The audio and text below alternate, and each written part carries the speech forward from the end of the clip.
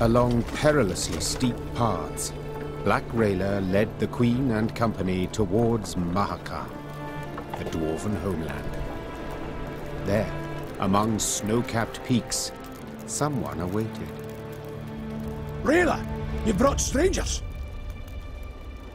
Gabor, I present to you Maeve, Queen of Lyria and Rivia. Ah, a queen. Crivens. Well then. A large shadow swept across the sky. The dwarf swallowed the rest of his greeting as all raised their gazes to see a dragon soar swiftly toward Mount Carbon. Keltilis, dinna be afeard, he isn't a threat to us. The dwarf had broken the silence gently, he himself quite familiar with this altogether unusual sight. And now, sit yourselves down afore the pottage grows cold. But... Flu... Drake? Stone shriveling marvel, innit? Makes you almost sad the lizards are dying out. Should you not worry more about the fate of your brethren? That creature will soon have all Mahakam aflame. Ha! Keltilis? No! He's lived here centuries. Harmless for the most part. Now, your grace. A taste? No, none. Though your offer of repast I value, good sir. Oh, no need of that. Gabor, please. Enchanted to make your acquaintance. Gabor here's a true local notable, from one of Mahakam's leading clans, the Zigrins. But then he wouldn't be our guide if he wasn't. A guide for all important guests. A pleasure. And as I said, I thank you for your hospitality, but I've no time to feast now. I must speak to your ruler at once. Don't mean no offence, but Elder-in-Chief Bruverhoog's a recluse of sorts, as humans go. Didn't even meet the ones that wear crowns. But I suppose I could, meaning if you drafted a letter... Her Majesty's got Demoven's signet, given willingly. Ah. Well, that's a sheep of a different sort. We didn't let many human folk into Mahakam, and for good reason. So those who we let come through the second gate get blindfolded. Just after they've surrendered their arms at the first, but you've the leaden ring. Given one of your kind to confirm trust and amity. So, we're certain we can treat you as one of our own. Elder-in-Chief's in the pass visiting. Looking to his flock. Come on. No reason you two shouldn't jabber right quick. Though the Lyrian infantry rose half an ell taller than the dwarf, he moved with remarkable ease through the waist-high snow, while those behind him slipped and stumbled on the ice-slick rocks. Maeve and Rayla trailed the party, so they might speak in private.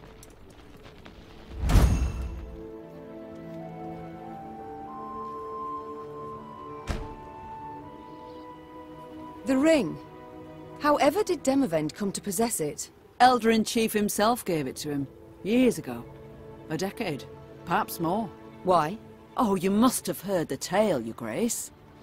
You see, formerly, Foltest of Temeria's sovereign of Mahakam, he believed it was his right to tax any Leand lands, so he sent collectors. Well, the dwarves felt stripped, so they stripped the collectors down to their natural state. Put them in beer barrels, they then rolled down the mountainside. Ah, my. That incited Foltest's ire, I'm sure. Indeed, Ember hot ire. A punitive expedition was assembled immediately. We're about to set off when Demoven managed to dissuade Foltest. Elder-in-Chief gave him the ring in thanks. I see it all now. Prevented Mahakam's slaughter, Demoven did. Your Majesty. Demoven prevented a slaughter, true. But Foltest's in the Temerians, not the dwarves. Mahakam and fortifications. Well, you'll soon see. No human will take them, ever. The Elder's gratitude, then? Not certain I know where it came from. Had the dwarves crushed the Temerians? No, when they had done so, what would have happened? Why, retaliation against all non-humans in Temeria. Bruver knew this, so in fact, Demoven saved them. Exceptionally provident, the Elder-in-Chief. And shrewd as a swarm of snakes. So when you speak, beware his hiss, and weigh your every word.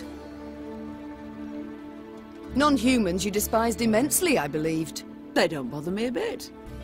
Long as they stay in their lands, seek fortune nowhere else, I detest only those who infest our cities, humbly insist on belonging to our guilds, holding office in our institutions, armies. Yet some find a place for themselves, blend in marvellously. It's never lasting. They're different, odd. Strain's inevitable. And then they'll always stab a human in the back. Rayla, your aid proved an unexpected bounty. Your Grace, to fight arm in arm with one so bold as you is an honour from which I'll not readily resign. I was to lead you to Mahakam, King Demoven's order. As to my duties afterwards, I received no instructions. So until a sealed scroll containing such arrives, I will serve your Grace under her command. I'm content, Rayla. The times are such that no aid can I dismiss, and yours in particular. I'm humbled, your Grace. Let us move on. I've grown amply curious of this Elder-in-Chief, this Bruverhoog. Your Grace, I've a message.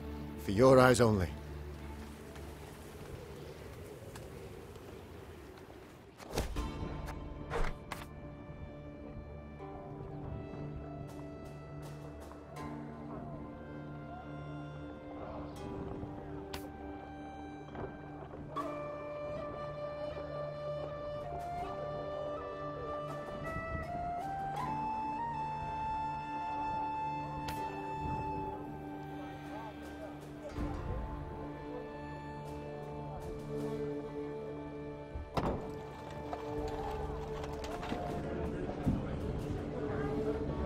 Your Grace, I need to speak with your quartermaster. Excuse my Elvish, but I can't drink that goat's piss he serves in the mess. Reynard's doing, no doubt. He doesn't like the men to drink too much. To be blunt, ma'am, what Reynard himself needs is to get good and bloated for once in his stiff life. So, I've a proposal for you. A shipment of the best dwarven mead and lager. I can arrange for you to arrive. Trust me. The men's morale's nae like to be a problem when they pour a bit of fire in their guts. Good point. Very well. Oh, give my thanks, dear Queen. A few more days of that and I'd have been lapping up puddle water. I trust you'll arrange the details. Of course, no worries. You didn't ken how happy a dwarf you've made me. Ah, right. And the men too, of course. You're a Zigrin, are you not? I know the name. One of your clan slew the dragon Okvist. Aye. You're thinking of Yarpen. Cousin of my cousin. Left Mahakam when I was but a wee snot. Decent enough dwarf, but never could conform to our basic tenets and laws. Though, admittedly, we've so damn many it's hard to keep them from leaking out your ears. Is it that bad? I'll put it this way. Among human folk, you can't steal, brawl, murder. All the basics. In Mahakam, we've got laws about how to braid our beards. But I'm no one to complain. The Zilgrins are well-to-do, one of the richer clans. Got more than enough goods to suit our needs. Though, we've got some bads as well. What do you mean? Bah! Nae worth your time. I didn't mean to bother you. Sides, best to jabber of such things over a cold pint. Or keg? Your elder. I'd like to know more. Do tell me about him, please. One tough horseman, Bruver. Stubborn as an old goat, as you'll soon see for yourself. All in all, though, he's nae as scary as some say. Been keeping the clans in check for some 2 centuries now. Which is nae a small feat, I might add, no. No conflicts between them all this time. Are you certain? Ha! Ha! I can't tell if you're jesting. At each other's throats each day they are. Breckenrigs despise the Chives. Dalbergs would scratch out the Hoog's eyes given half the chance. As for us, we hate them arse-licking foxes. But Bruver's got his ways, keeps each yin in line. If not for him, Mahakam would have fallen to bits ages past. Why? Round 150 years ago, when the elves were fighting that hopeless war against your folk, the Elder-in-Chief ordered the pass to Mahakam sealed tight. If it weren't for that, we'd have ended up like the pointy ears. As it was, we waited for the shite storm to abate. Didn't open the pass and stretch your legs again till it were safe. Yes, I remember. The manufacturers in Rivia have yet to recover. With all due respect, Your Grace, your workshops forge utter crap. It's not your fault that human folk prefer dwarven goods. Basic market principles, that's all it is. I feel enlightened, Gabor. Thank you. We shall return to this conversation later. No skin off my back. We seeing each other, Your Grace. Yes? Demoven's reason for so fiercely defending Aldersburg, I must say it caught me quite by surprise. Not me. King went to that brothel every time he stopped at Aldersburg, which was oft. He made sure of that.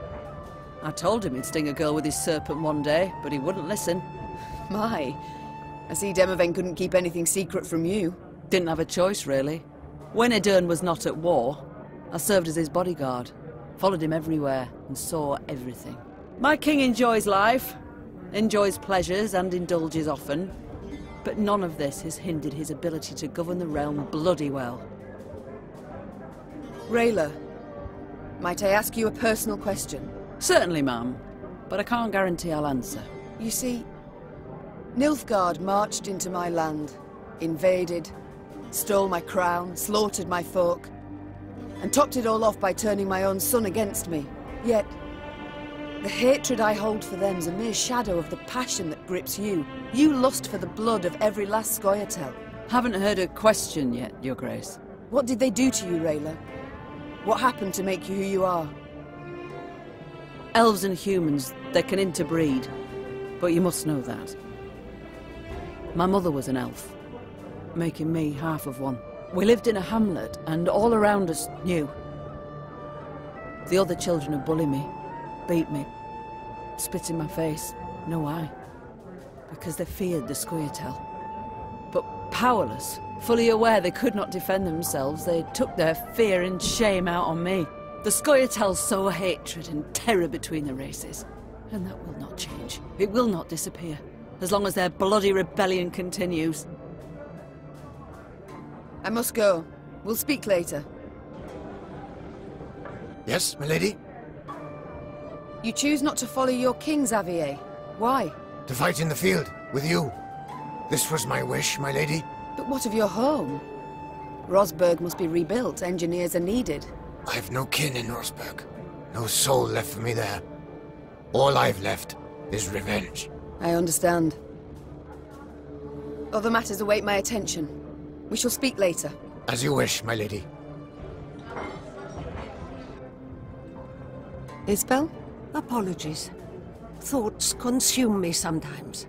Is there something you need? Since we left Edern, you've seemed unsettled. Is all in order? I've seen many wars in my time. All ugly, all repulsive. But what the Imperials did at Aldersburg was... it was unforgivable. Nilfgaard. That's what it does, Isbel. They seek here to repeat the rape of Sintra, the slaughter there. Yes, I saw that. I was there. And at Sodden. Then you know of what they're capable. After Sodden, I took an oath never to take part in another war. Such suffering, such hatred, senseless, all those deaths. Senseless deaths. Our troops sacrificed their lives in defense of their homeland, loved ones. I believe, I must believe there's a better way. Forgive me, Mum. I must gather my thoughts. Never mind about me, though. I shall perform my duties to my utmost, as ever, as always. You speak with my soldiers a good deal. Said so yourself. I'd like to know what about. Corporal Larkin, Mum. Do you know him? Captain Oisin, perhaps? Or Lieutenant Tegan? Of course I know them. Among my best. They've served me loyally for years. You know them. But did you know that in fleeing Lyria, the corporal left behind a newborn daughter? His wife was in confinement when you gave the order to march. The corporal could not go to see them. And true, the captain has no wife, no child. But he's not seen his brother in 5 years. Never once been granted leave. Your General Odo's orders always taking precedence. Allow me to guess. You shall now tell me Tegan abandoned his sick mother to follow me. No, Ma'am. Count Caldwell's men murdered the lieutenant's kin. Retaliation for his joining your rebellion. He learned of this just recently. Enough. You've made your point. Yet even were I to order them to return, they wouldn't listen. They know they've got nothing to go home to while Nilfgaard occupies our land. Duty calls. I must go. Of course. Should you need me, I'll be here.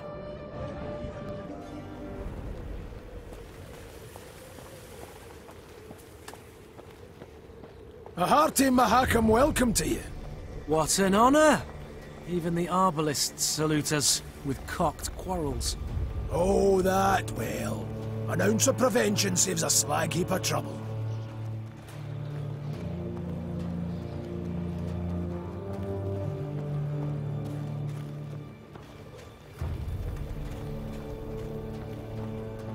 None too shabby as views go, eh? Were it not for the howling wind, I'd make a sketch.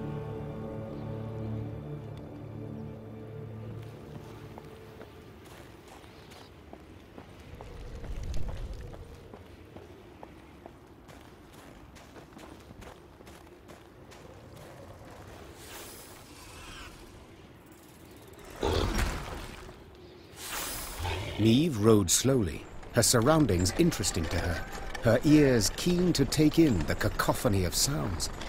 The sharp whistle of wind rushing past towering peaks, the squeak of wagon wheels rolling over frozen snow, and the roar of beasts. What the... I dare not venture a guess. Gabor scratched his chin. An ice troll. Or one of them Barbie Gazer pajamas. These beasts, are they tame? As the dragon? Not in your life. Fierce whoresomes, every last one of them. Spring cleaning year past, 1 year bit my arm clear off. The Queen's brow rose in a silent inquiry. All right.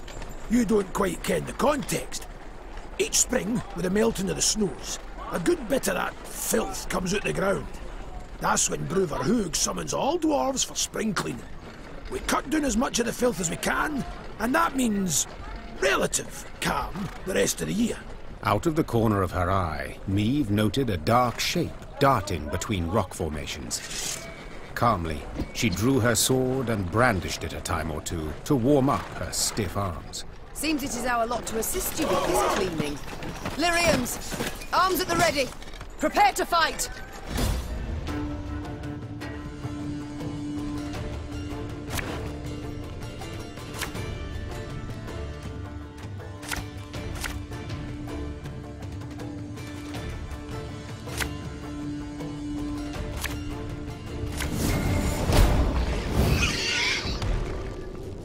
Stop standing around like corns on a toe! Get to work! We'll catch 'em all!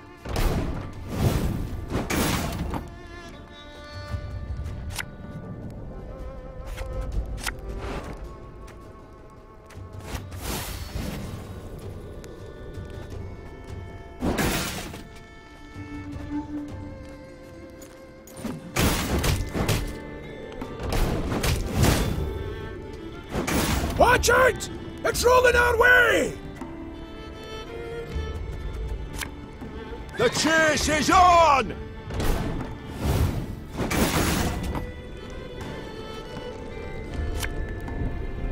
Thing about slings, they hide well.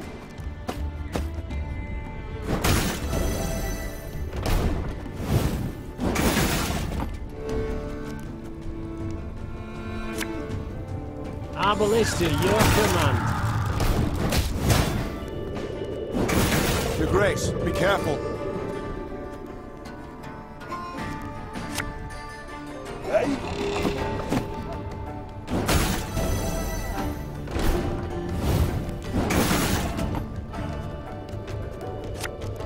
Prepare to fight, if you've any honor. All right. You got some splaining to do.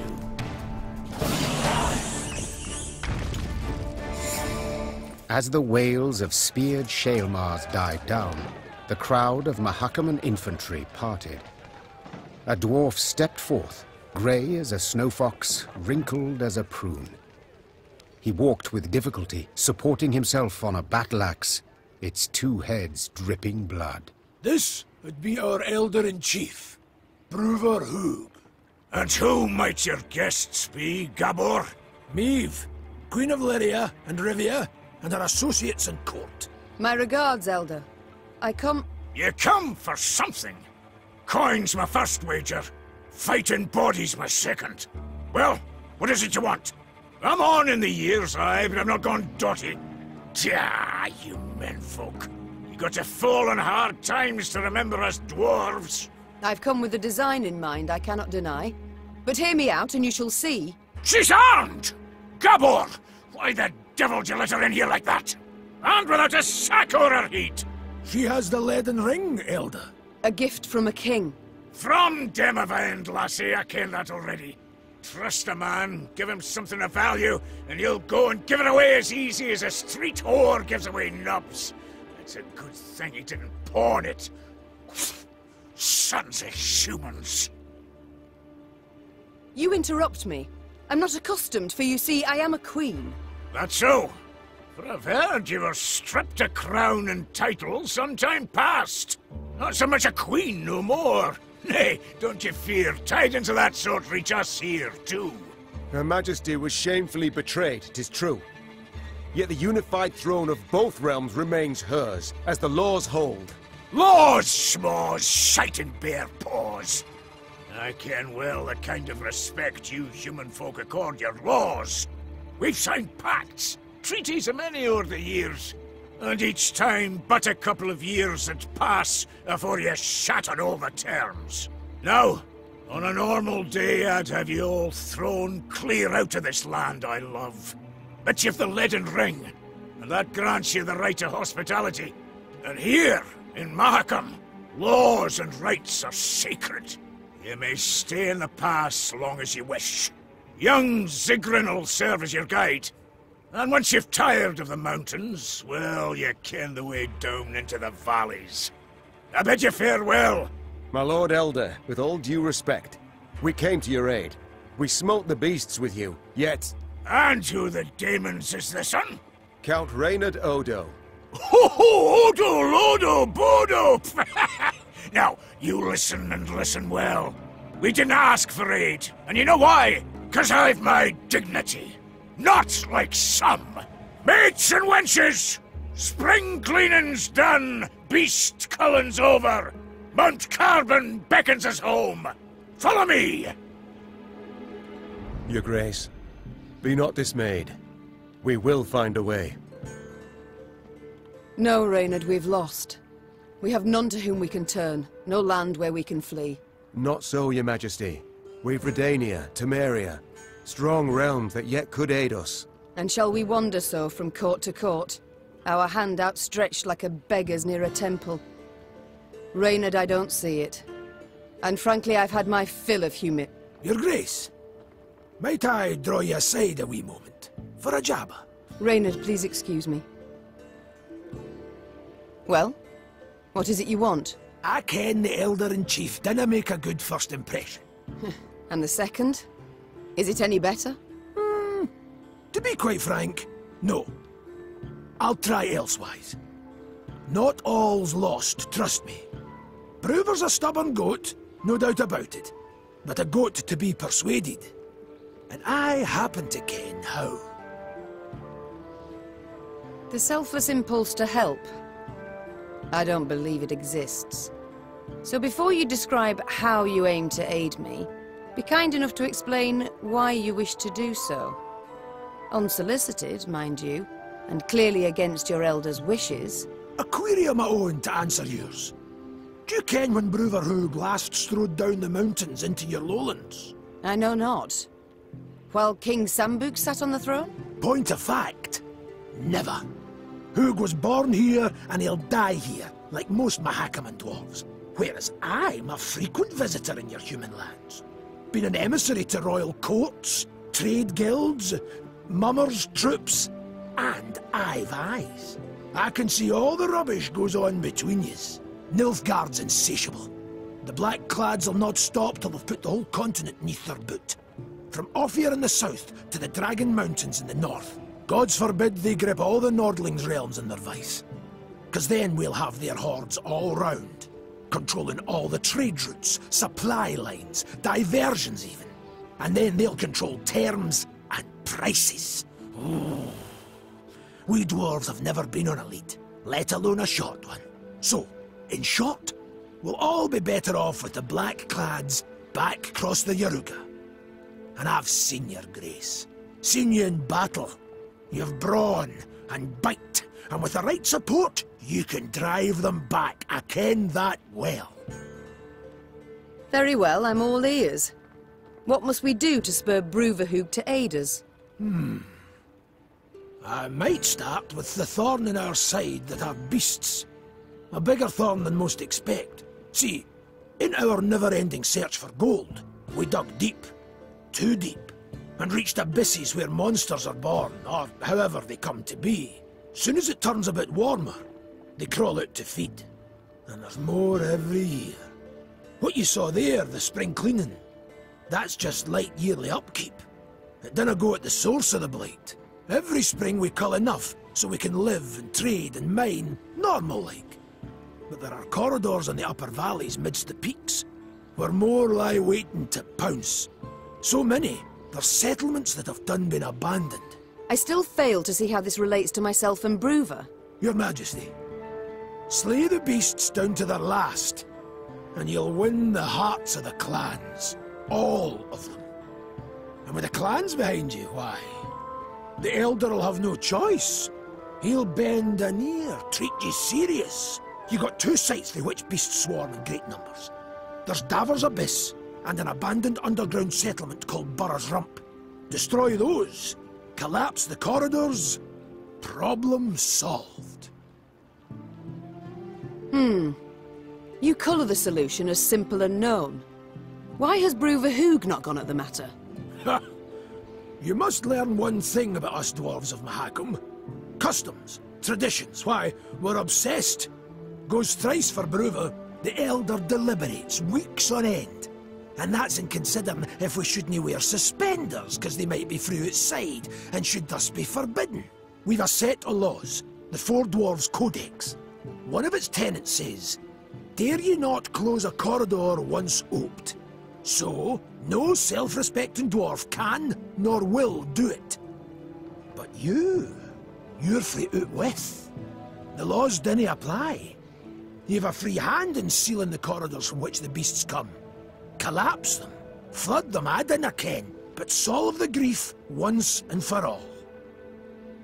And this, 'twould suffice? I believe it would. But find you other ways to win the heart of a clan or Bruver itself. Do so. Can he bring no harm? All this sounds rather toilsome, yet... I do favour this to losing another moon seeking out a court where we would at first be welcomed, only later to hear another rebuke. You've my gratitude, Gabor. You've shown me a way. Very well. Let us think on these beasts. See what's to be done.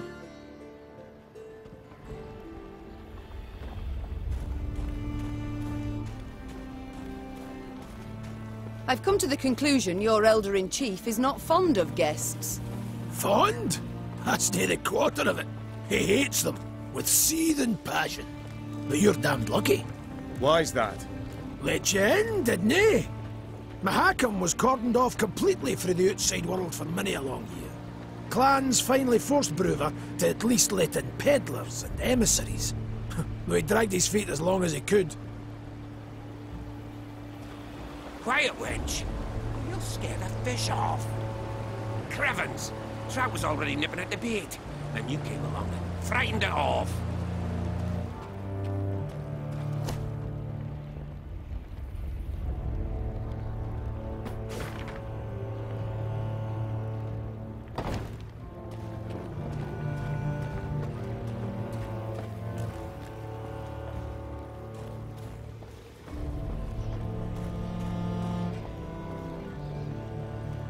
The dwarves are demanding a pretty sum, but their steel's worthy of any crown.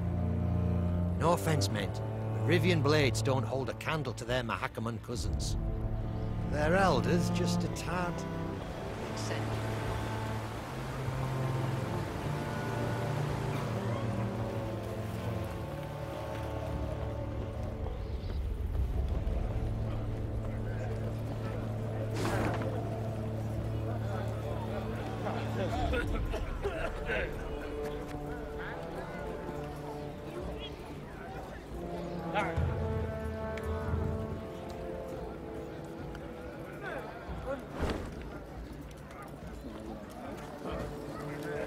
Queen noted a building with unusually lavish ornamentation, including shining bronze roof tiles and glistening rock crystal window panes.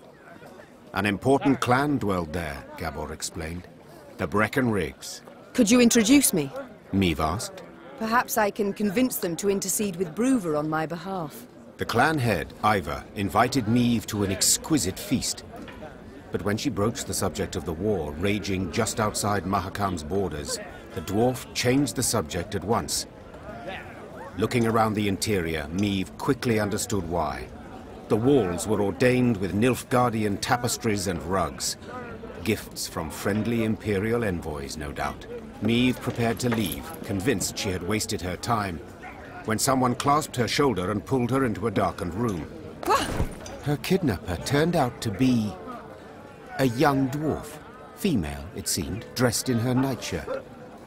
She introduced herself as Ivar's daughter, Eudora Breckenrigs, and openly admitted she had eavesdropped on Meve's dinner conversation. Listen, me dad's stubborner than an old goat, but I'll convince him to help you. For a wee favour, that is. Mm-hmm. What? I want you to steal something from the clan archive. Historiae Mahakamorum, 'tis called. See, me dad won't let me betroth me sweetekin Zoltan. Says the codex forbids marrying a dwarf who's left the mountains. But there's precedent. Just such a case described in that document. If I can show it to Da, he'll have to change his mind. Meve felt sympathy for Eudora and wanted to help her, especially considering the favor Eudora could do her in return. But she fully realized if her attempt to break into the archive ended badly, it would result in a tremendous scandal Bruver Hoog would not soon forget. The pot's worth the play, I believe. Fine. I accept your offer.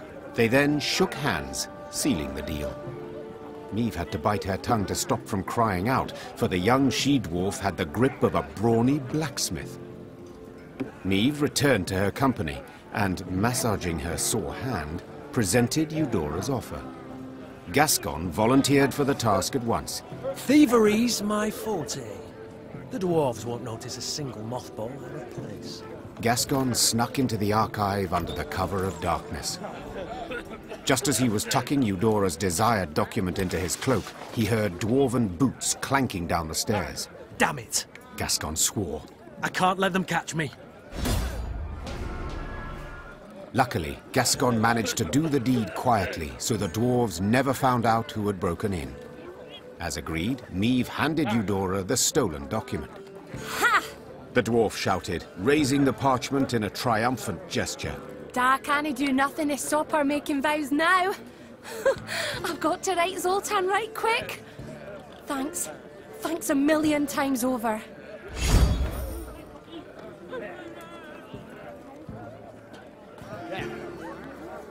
And Eudora did her part too. Soon after, the Queen learned there'd been a gathering of the clans, and Ivar had indeed spoken on her behalf. She could only hope the elder Breckenrigs had swayed Bruver Hoog as well. Eudora Breckenrigs Chive.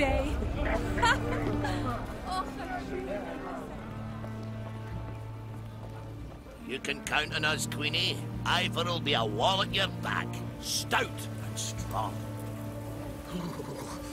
You're no cold without a beard. What are you poking me for? Ah, scrounging for coin, no doubt. Righty then, take this pouch and kindly get off my arse. Ah, you thundering dope! I told you to hold your horses or you'll shake the hitch loose. Oh, now you're a bleeding expert, are you? You overloaded the damn cart, that's why it's busted. A wagon lay strewn across the middle of the road. Behind it stood others, some loaded with gold, jewels, and other valuables, others groaning under barrels of pickled meat. Each dwarf had his own theory about how the accident had come about, and thundered it out to all and sundry, peppered with choice invectives. An odd caravan. Meve said. They don't look like merchants. Nah, they ain't. Gabor answered. Dwarves of the Ferens clan, carrying gifts for the Drake. Remember Keltilus? When he took roost here, Ferences fought him for near a century. Then the dragon got weary of fighting and they realised he weren't going nowheres, so they cut a deal. He didn't bother them. They give him what he needs. Well, well. And these offerings they send often? Every week. Excuse me, got to separate them lads, or they tear out each other's beards. Hey there! Cool your idiot heads! Gabor managed to douse his brethren's fiery tempers, but the wagon still lay across the road, blocking all traffic. Queen, said Xavier. There's an easy repair. I've the tools, the parts. Need but your permission. Of course. Go see what can be done. Xavier did indeed make quick work of the problem. Within moments, the wagon was rolling smoothly down the road, good as new. Well, shaft me, your highness, said one of the dwarves. Your engineer's got a pate like stewed meat, but he kens his trade, that's for certain. I'll convey your words to him. Or at least part of them. Me and the lads will be on our way now, but first, take this. Bit of gold by way of thanks. I appreciate the offer, but I cannot accept coin for helping a traveller in need. Common decency it is. Huh? In our times, decency ain't common at all, but as you wish. Farewell. The dwarf bowed in parting, shook the snow off his beard, then rejoined his caravan. Within a few moments, the wagons had disappeared around the bend.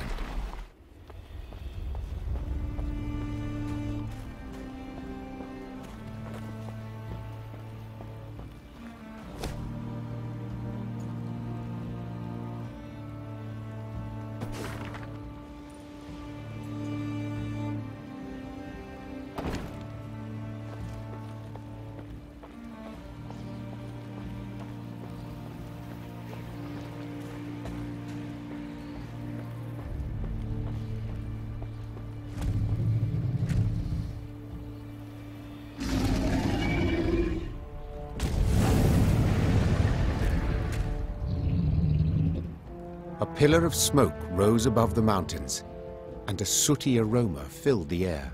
Fire! Gabor said, then took a deep sniff.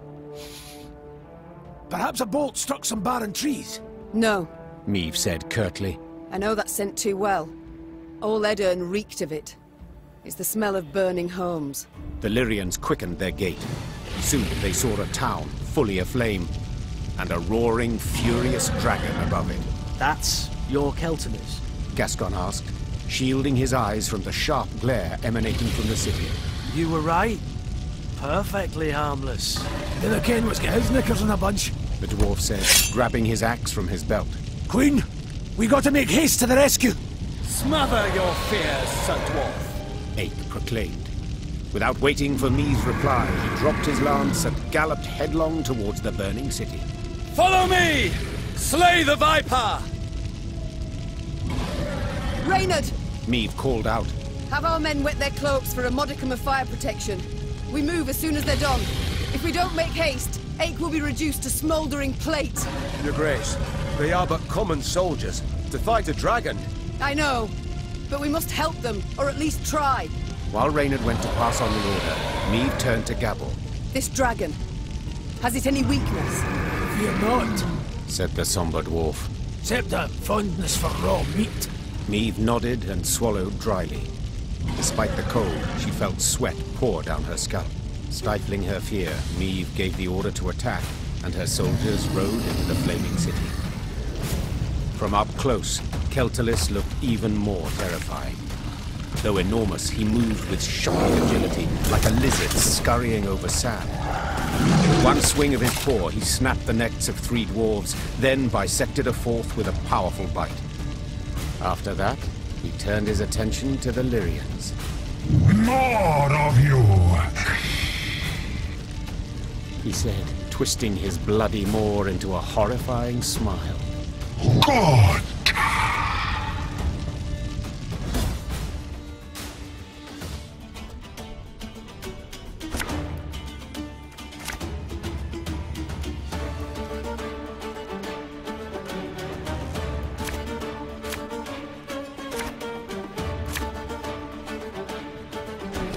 Behind me! Stay together! You can try to win them all, but you won't.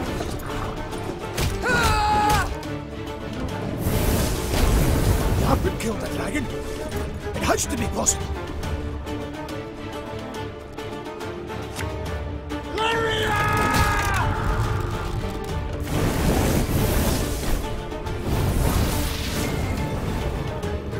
Grace, we're taking losses! Ah, shite! He's raging now! Watch out! You mad? Don't shake that!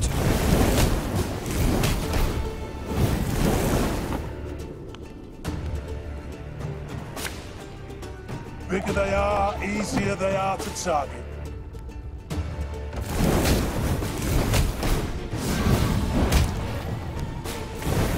Vermin's diminished, but be wary.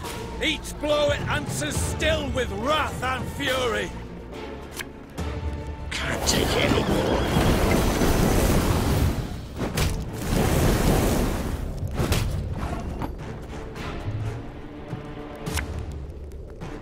One bullet's all I need.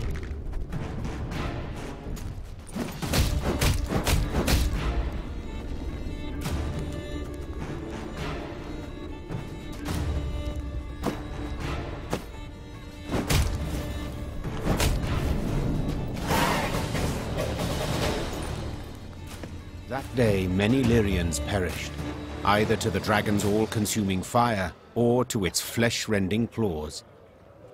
Yet their sacrifice was not in vain. Together with the dwarves, they were able to grievously wound Keltulis, forcing him to flee. The howls of the wounded monster rang throughout the valley. That's right, howl, you scurvy snake! Shouldn't they ever attacked us, eh? Damn fuel lizard! Meave, that's Vavrenik, elder of the town and all the Ferences. My regards, and condolences. Eh, tain't so bad. If nae for ye, wouldn't there be a stone left unrubbled? To be honest, when I caught wind some human queen come to Mahakam looking for aid, I said a crocus would sprout twixt my cheeks afore I'd vote aye on that. Gonna be a fear to look in my breeches after, but changed my mind. After what I saw today, what ye did for us, you've the support and undying gratitude of all Ferences. Thank you. Faced with a Nilfgaardian peril, that means a great deal. Forgive me for interrupting this tear-tugging scene of interracial reconciliation, but I can't hold back no longer. Vavrenik! Double shice! What happened? Why'd Keltulis attack? I ken as much as ye. Meaning, squat diddly. Just flew up, started spewing flames, half the town lit up in a flash. Sheepshank! 300 years I've been a good neighbour. What's done's done. Got to think about the future. Drake's just taking a breather. Gotta finish him off for his regained form. Meaning, we haven't much time. He heals like an alchemist's pup. And the nearest guards are miles away. He'll be up flying again before they get here. Aye, that's what I thought. Perhaps, your grace, you'd, What? Jest you must. I ken you're tired through the fight, dinna want to risk casualties, etc. But remember, the beast sleeping on a bed of gold and rubies. All belonging by right to Bruther, of course. But if quibbling some wandered off, he'd nae notice. I admit that does alter my calculations. Besides, the dragon was badly wounded. Putting it featherly, blood poured out of him like a leaky bladder. Just needs a coup de grace. Fine. I'll do the deed. Ken did see the light. Oi, Vavrenik, Vavrenik. This lady's gonna make your rump a regular crocus garden. Aye. Queen's doing us a great service. One that'll profit us both. So, where is Keltulis' lair? North of here. It's a vast cavern. Ye cannae miss it. Meave bid farewell to Vavrenek and set out on her way. Did her way lead to the dragon's lair, you ask? Shh. Let's not spoil the surprise.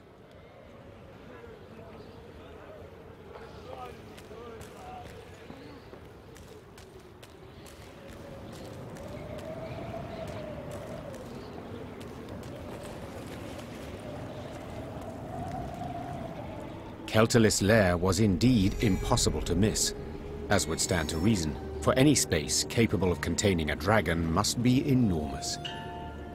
The lair's maw, a black triangle cut out of a vast plain of snow, loomed from afar. Confirming the dragon's presence was the powerful odor emanating from it, one of sulfur and blood. Well then, Gascon said. Ready to become a legendary dragon slayer? My father-off said, never should you count pelts till the hunt is through.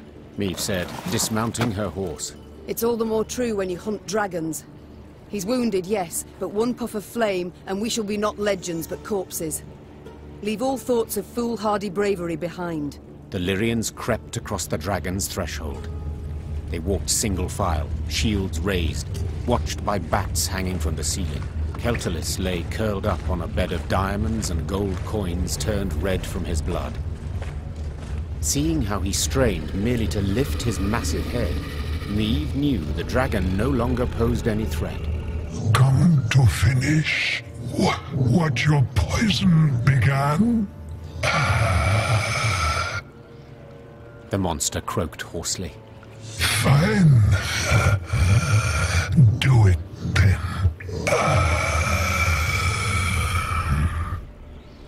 Keltalis turned over, exposing his vulnerable underbelly, and waited calmly for the fatal blow. Wait. Meve said, dropping her sword. What poison?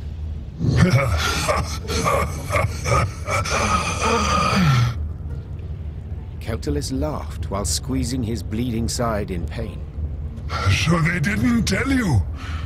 Lousy munchkins. Hey! Watch your tongue! Gabor yelled. Sides, I didn't ken anything about it. Keltalis looked the Lyrians over mistrustfully with his snake-like eyes, then began to tell his tale. The caravan Meve had met on the road was different to the others. This time, Keltalis's meat had been pickled in a special brine, one spiked with poison. As the dragon lay curled up in pain, Ferenc dwarves entered his lair and smashed his legs. So if I understand correctly... Meve interrupted. You're female? Correct. Same as you. As if on command, all Lyrian eyes turned to Gabor. Can you look at me? We didn't peek under his, its tail. If I may. Reynard interjected. These revelations about Keltalis's sex are undeniably fascinating. But I'm more curious why the Ferences stooped to such a dishonorable deed. That's easy enough to guess. Meve said. They were afraid the dragon would soon demand more tribute to feed its young, so they decided to strike preemptively. A wise and noble deed. Ache cried. Evil must always be nipped in the bud. To the Ferences' misfortune, they delivered 2 smaller doses of poison. Infuriated at the sight of the broken eggs, the dragon gathered its strength and flew to the nearest town. Meve saw for herself what happened then. And now it was up to her to decide how this story would end. The dragon had killed dozens, perhaps even hundreds, but had been provoked first by the dwarves' heartless cruelty. Did it thus deserve death or mercy?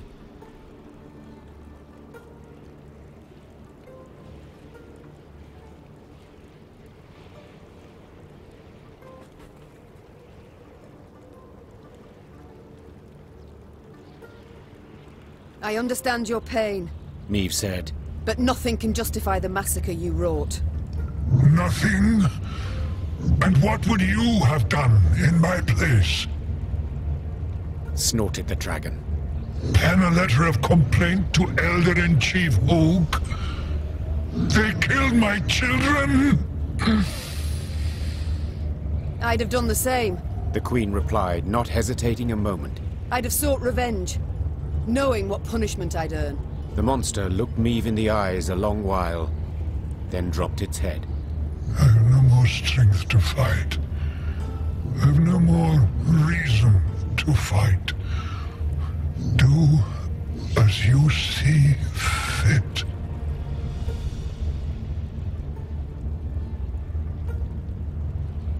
Meve raised her sword high and swept it down with enormous strength, cutting the scaled belly in twain. The monster bellowed out a long roar and writhed its tail, scattering diamonds everywhere. Then grew still. Keltalis, the last red dragon between the Great Sea and the fiery mountains, had breathed his last. There followed a strange silence. No one cheered, no one clapped. Only Ache whispered a prayer of thanks under his breath. That was... Gascon said, the first to break the silence. Not terribly epic. What'd you expect? Gabor said, arms akimbo. Fanfare and fireworks. The mountain to quake. He up and died. What else would he do? I am certain, Your Grace, Reynard said, that the poets will endow this moment with the appropriate splendor. I'm sure they will. The Queen said, sheathing her sword. For they are liars.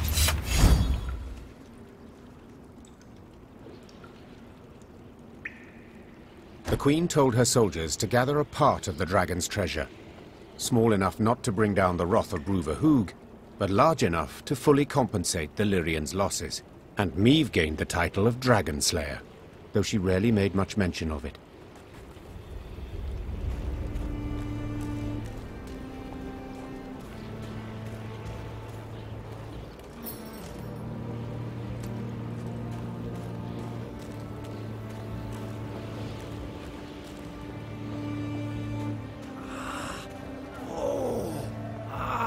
That stings. God blow it.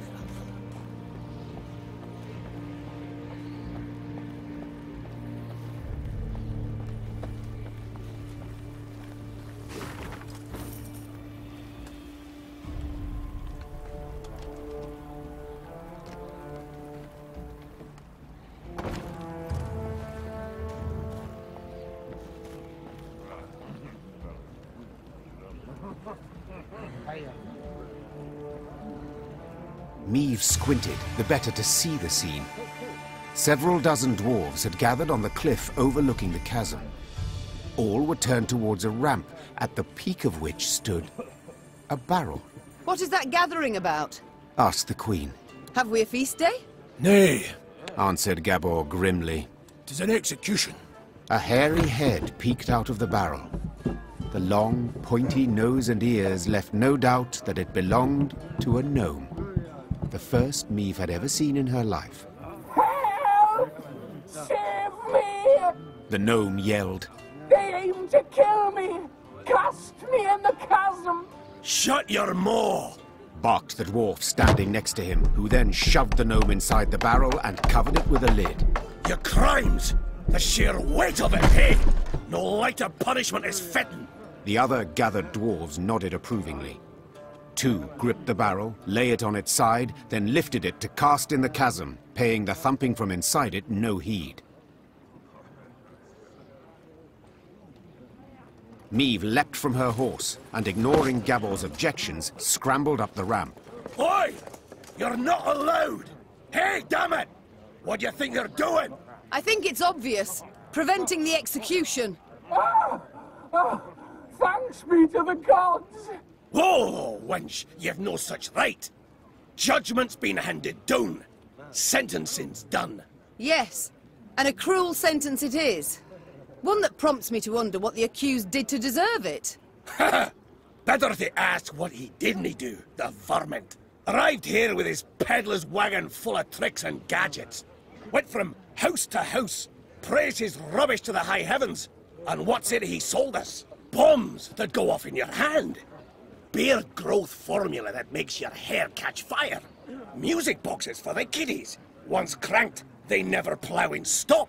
You needed but to loosen the screw in the back and... Shut your maw, ye roaster.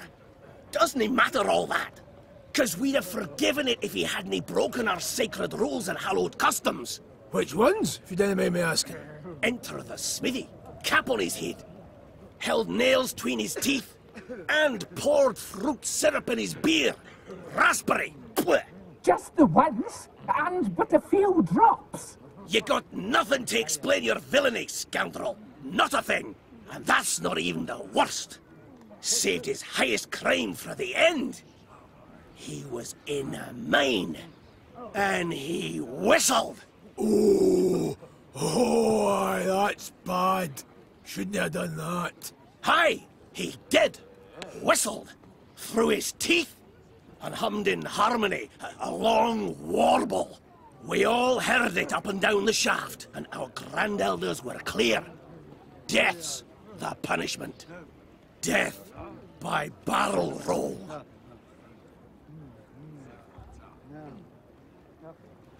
Your land, your laws, I shall not argue with them. But perhaps there is another way. Can a bail be posted? Well, the law does allow for something of the sort. But I don't see how that job is worth it. Oh, aye. He is. He is. Willing I am to take him at his word. Does that suffice? Aye. But just so's we're clear. No returns, no refunds. Now get the hell out of that barrel, you wee shite. My lady, I haven't a way to thank you. That we've yet to discuss. Perhaps first we should learn each other's names? Aye, yes, of course. Oh, what a prat of me. Barnabas. Barnabas Beckenbauer. To friends, Bibi. Meve. Queen of Lyria and Rivia. Queen? Cows in the corn, colour me honoured. Your Majesty, obeisance due. None necessary. Protocols for use at court, not beyond it. An inventor you deem yourself. Am I right? Most assuredly. Though, truth be told, the dwarves saw no ingenuity in my craft. Seems I'm ahead of my time. Fiery bursts in the palm of your hand. They shall be in fashion one day, to your mind. Oh, nay, just a bit of misfortune, that's all that was. You see, I mistook mercury fulminate for saltpeter. The vials stood beside each other, see, and... The details I need not know. But one matter I am curious about. Could you construct a bomb that would explode when desired? For instance, beneath my foe's feet as they stepped over it. Of course I can! It's simple. Why then? You wish to show your gratitude? You must join my ranks. Assist me to defeat Nilfgaard. Defeat Nilfgaard? Pure ambition, that is.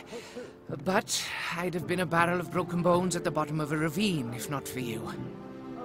I'll do what you ask to pay off my debt.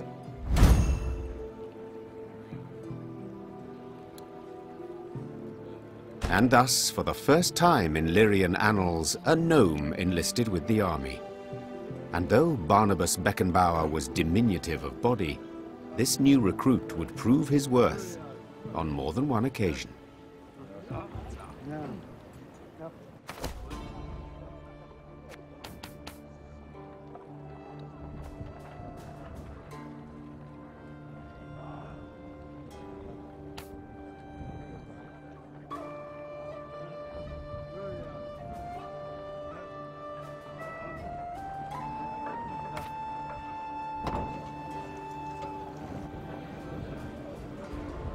Your Majesty, allow me once again to express my undying gratitude.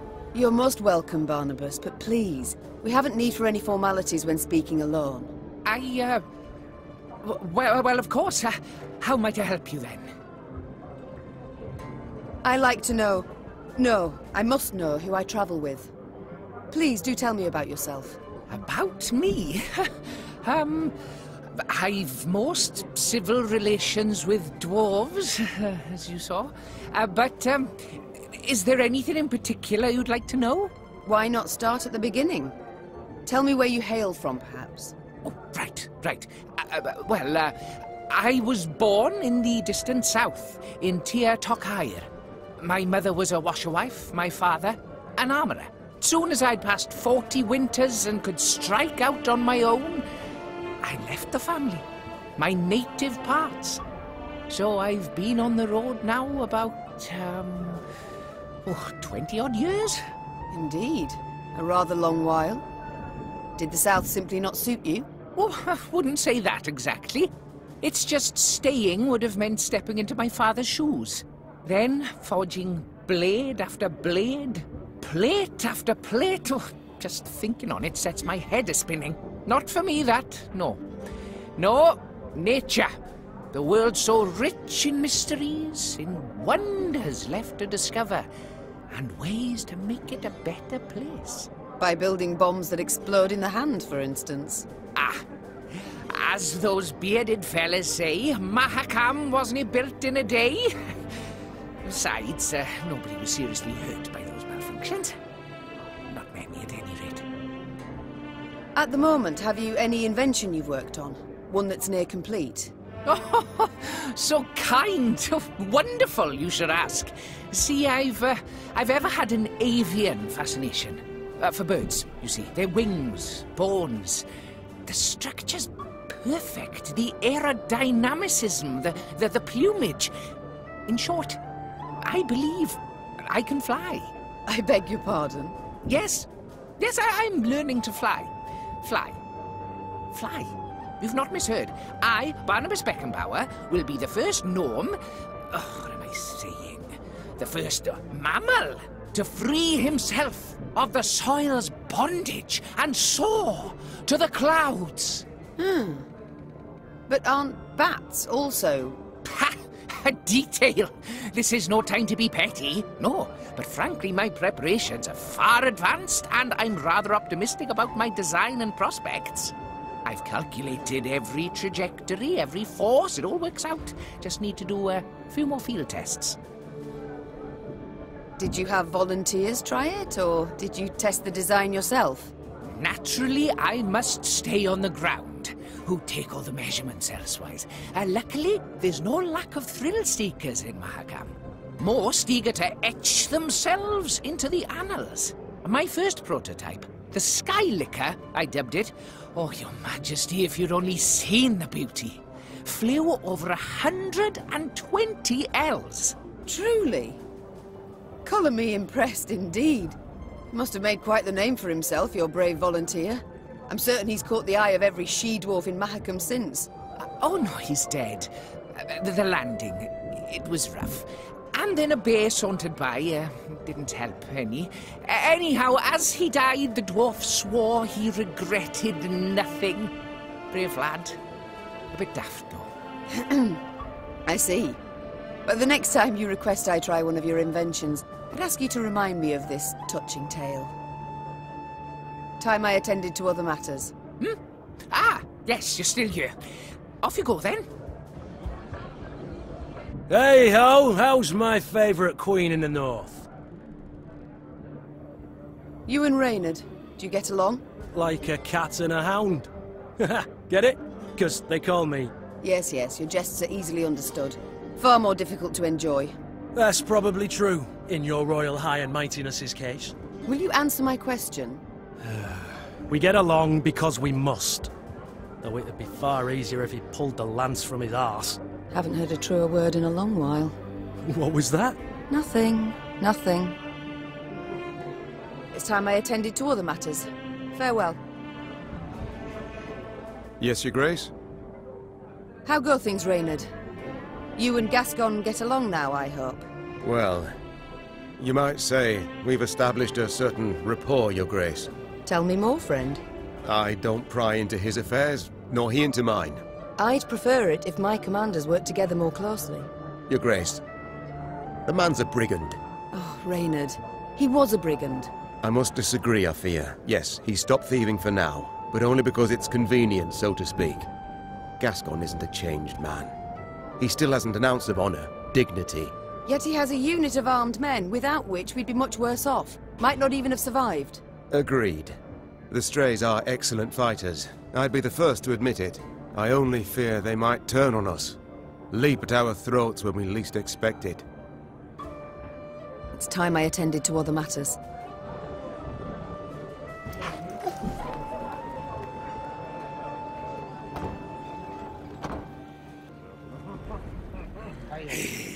Well, a damn shame. What with such good visibility today, too. Every year more monsters crawl out for spring cleaning. Remember, if you pass a snail en route to the mine, share a wee bite with them. Never, ever whistle in the mines. A blizzard's blowing in. Your Grace, perhaps we'd best pitch camp and wait for clear weather. Ain't a bad idea. Said we might be waiting a week. Then we march on. We've no time to waste. While we ride to and fro begging aid, Nilfgaard grows in power. We must obtain reinforcements as quickly as possible and liberate our home.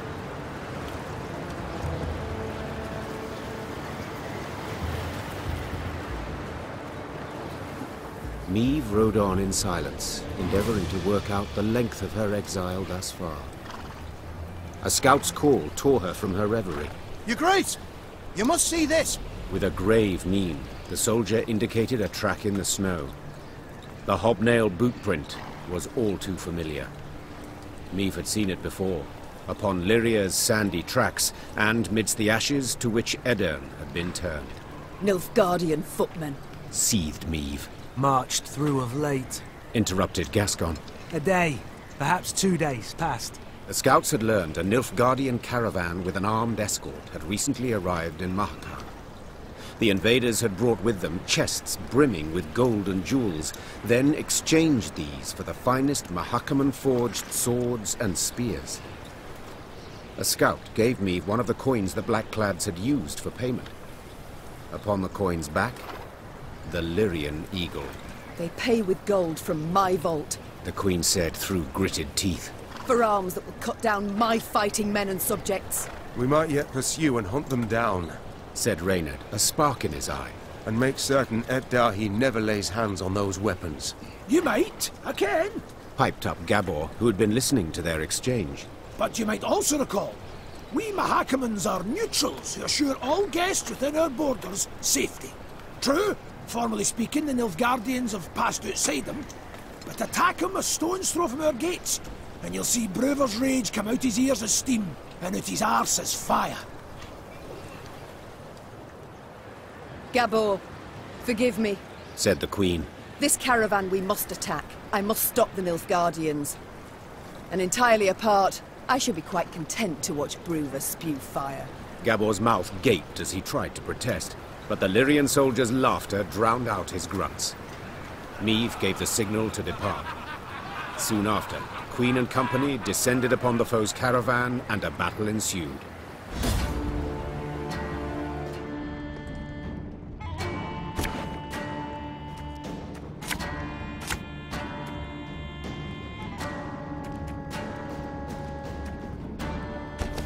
I want that transport in one piece!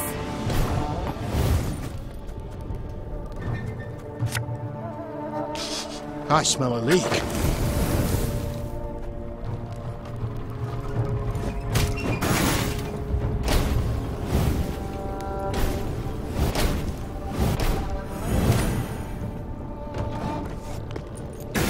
I said I wish to capture the transport! Then run through it! Yeah. Favourite cut of lamb? The shank. Ha! Order!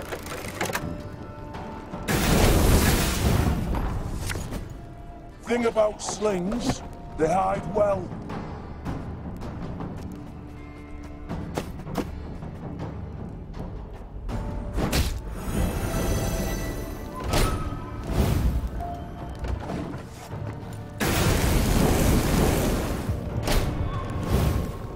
Life is mine now.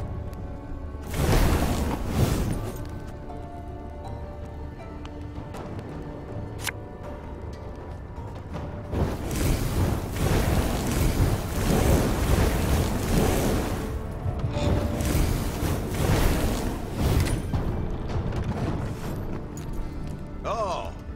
Of course, as you wish, master.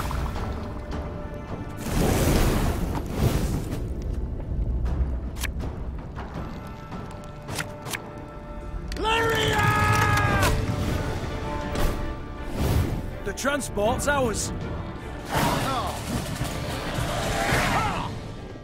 Crushed by their defeat, the Nilfgaardians tossed the chests into the snow lining the road and rode off with a cracking of their whips. One chest burst open, revealing a weapon wrapped in greased leather. Gascon removed the leather and held aloft a sihil that shone with newly forged luster. He examined it from all sides, then put his thumb to its blade. Blood immediately squirted out. Ooh! Sharp bastard, he said, clearly impressed. Hearing these words, Gabor unexpectedly burst out laughing. What's got you so tickled, if you don't mind my asking? Custom holds, the first words out a warrior's mouth upon seeing a sill become the blade's name. So, congrats! You've dubbed it! Gascon stood there awkwardly as Meve took the weapon from him. I'd have chosen a different name personally, one with a bit more dignity. But Sharp Bastard has an undeniable charm. And I cannot wait to try it out on Nilfgaardian plate. Aye, but perhaps nae in Mahakam. Gabor interjected. You've made a fine enough mess for yourselves as is. Gonna need to mend for it somehow. And that'll nae be easy. Tidings of Meve's deeds soon reached Bruverhoog's meaty ears. And though there was no fire, despite Gabor's insistence to the contrary, there was also no doubt the Elder-in-Chief was livid. Only the Zigrin's intercession on their behalf kept the Lyrians from being thrown out of the mountains.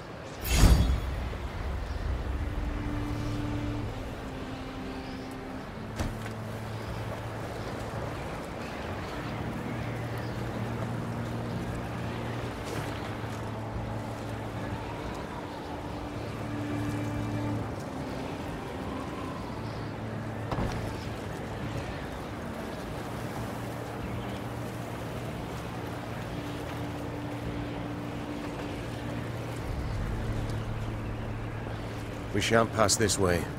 Oh, Reynard, whatever would we do without you? Plummet off the cliff like lemmings, no doubt.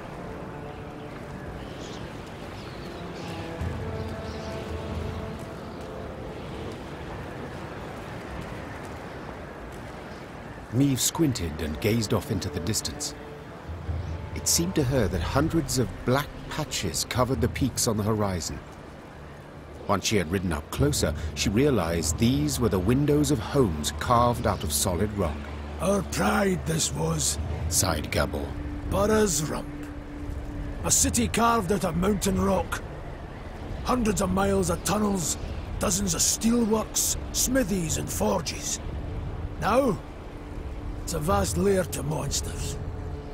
They ooze from underground, weave their nests, hatch their young, and when hunger hits them in the gut, they prowl down into the pass. Meve stood at the entrance to the underground city. The monumental gate, cast in bronze, lay on the ground, folded multiple times as a scroll of paper. Out of blackened windows oozed a stench of rotting meat and mold. The Queen bent an ear to hear water dripping, and, in the distance, a metallic scraping. A sound akin to chitinous scales rubbing against rock. The soldiers await your order, Your Grace, said Reynard quietly, as if he feared he would wake the beasts asleep in the caverns. Do you recall my words as we fled Lyria? Said Meve, turning to Reynard. You swore you would retake your crown, even if you had to penetrate hell to do so. Time to follow that oath. The Queen inhaled deeply and stepped forward, her sword raised and prepared to strike or parry. Moments later, it was swinging, fighting, as the current tenants of Burrows Rump came out to meet her. Though wounded, Meve approached the Sheomar, which lay writhing on the ground. She then ran her sword through its heart, finishing it. Yet so spent was she that she lacked the strength to pull her blade from between the plates of the chitinous armor. The beast near took me. She whispered. It was very close.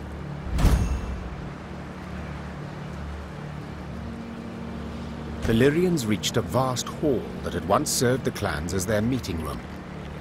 The stone benches were covered in sticky slime and insectoid eggs, while bats of varying size hung from the crystal chandeliers. Gascon rummaged through old, weathered bones, surely hoping to find something of value. Gabor, in turn, was at a shut and locked door, grappling with it as if it were a deadly beast. The door finally gave way with a sigh, and the dwarf raised his arms in a triumphant gesture. It's a storeroom. Should hold miners' tools aplenty, he said, enthused. Some barrels of alchemical brews in here, too. Lucky there's no sign of moisture. They haven't soaked through. All's we've got to do is roll them out into the corridor and set a bit of fire to them. And whoomph! we'll have sealed the beasts off from the pass once and for all. Meve treated the dwarves' instructions as hallowed. Soon after, the mountains trembled from a powerful explosion. Rubble came down and blocked the tunnels. They say the plumes of smoke escaping the window openings in the rock could be seen as far as Aldersburg.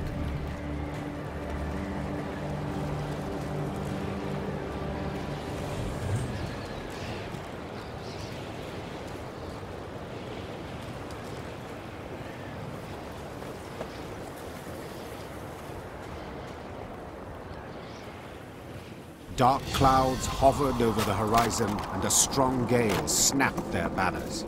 Damn it, a storm's coming. Gabor! Take us to the nearest settlement. We must seek shelter. Soon, the Lyrians arrived in Stuhlkamp. The town square proved full of folk. Several dozen dwarves, laden with large sacks and satchels, stood about in smaller groups.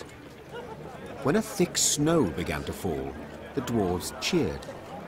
Tears streamed down the cheeks of several, but Meve could not tell if they issued from some fortuitous occurrence, or if the strong wind had wrung moisture from their eyes. What is it we witness? Why do they rejoice at a snowstorm? Asked Meve, pulling her hood over her head. Well, the blizzard's good cause to postpone their expedition by another day. Gabor responded. See, they've been conscripted by drawn lots to be settlers. Found homes in a village in Blackbrook Vale. 7 expeditions have gone that way already, and none survived longer than a year. Valley's cursed. No two ways about it. Intrigued, Meve proceeded to speak with the settlers' leader. He confirmed Gabor's claim. He had buried many a previous colonist. All had been abnormally thin, pale, prematurely greyed, as if some wraith had drawn the lifeblood out of them.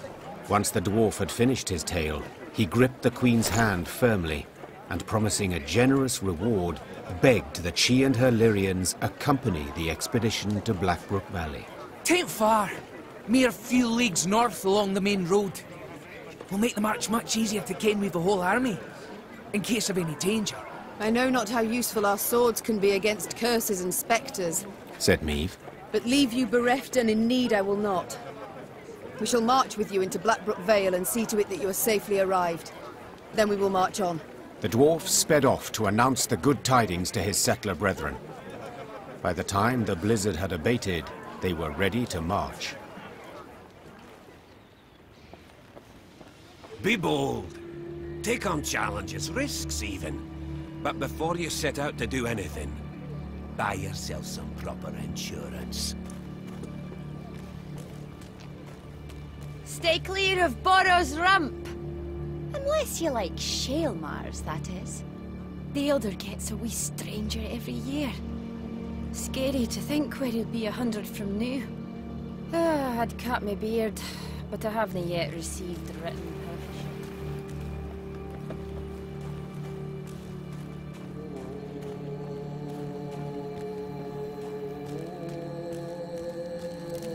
Meve had stopped and was removing packed ice from her mare's fetlocks when Gabor Zigrin approached. The dwarf squatted at the Queen's side, glanced about quickly, then started speaking in a barely audible whisper. Your Majesty, I overheard some folk talking in the smithy. Birdies claim there's treasure, true riches, in the hills near Blackbrook Vale, south of here. Stowed away there. And nobody dares go looking for it on account of beasts that have made their lairs there. But you've got a wee army behind you. I reckon you could try. Might be worth the risk, eh? The Queen brushed the snow from her knees and, raising a hand against the glaring sunlight, peered towards the mountains. Though tempted, she had doubts. To start, the rocky scree at their feet warned clearly of avalanches. I shall think on it, she answered, before vaulting into her saddle.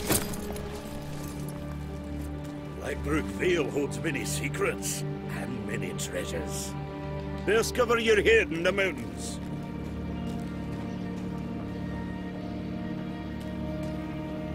The following is proclaimed by formal decree of the Elder. From here on in, you're on your own, wench.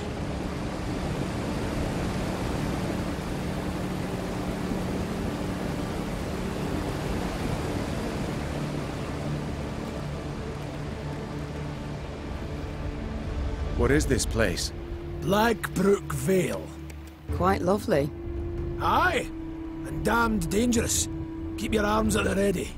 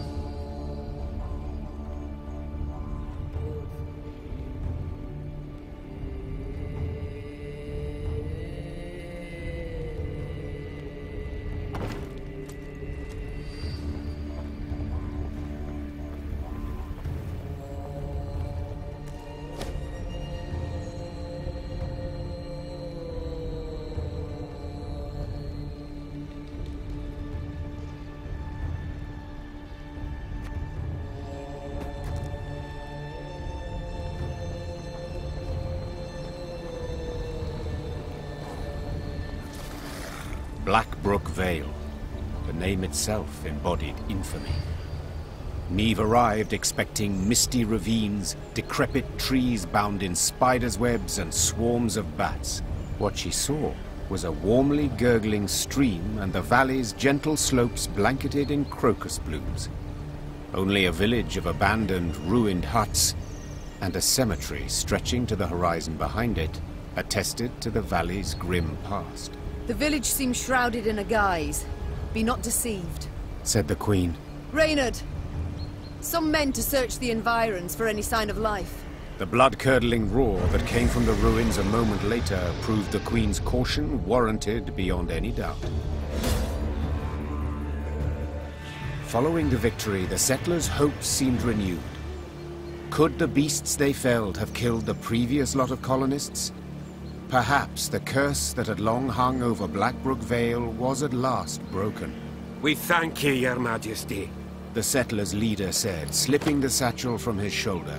You've granted us new hope, and a new home. The dwarves had rolled up their sleeves, were prepared to go at the huts to repair them, when one of their number cried out. Hold! There's something here! Something reeky! A voice most familiar, thought Neve. Yes, for it belonged to Barnabas, the rescued inventor. The gnome had elbowed his way to the fore, stood on his toes, extended his nose, and inhaled through it like a pointing hound seeking out wildlife. Ignoring all queries, Barnabas had then sat down on the brook bank, filled a glass flask with water, and was now holding it up against the sunlight, dipping into it the tip of his tongue and some strange scraps of paper extracted from the depths of the pockets of his patched coat. Finally, Barnabas stood, brushed his backside clean, and announced his findings. Well, we know with some certainty the reason for the settlers' demise. 'Twere not beasts, no. They prowled in later, drawn by fresh graves. 'Twas the water.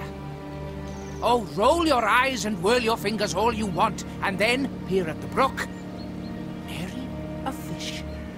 All poisoned by subterranean fumes. The dwarves hemmed, hawed, and grumbled, and were a heartbeat from abandoning the Vale for good. Then Barnabas reached into his satchel and extracted a device of his own making he termed an aqua purificator. That is to say, a water cleaner, as odd as it may seem. You need but siphon water through this straw. Then drink up, worry-free. Thus Meve rode out of Blackbrook Vale, deep satisfaction in her heart.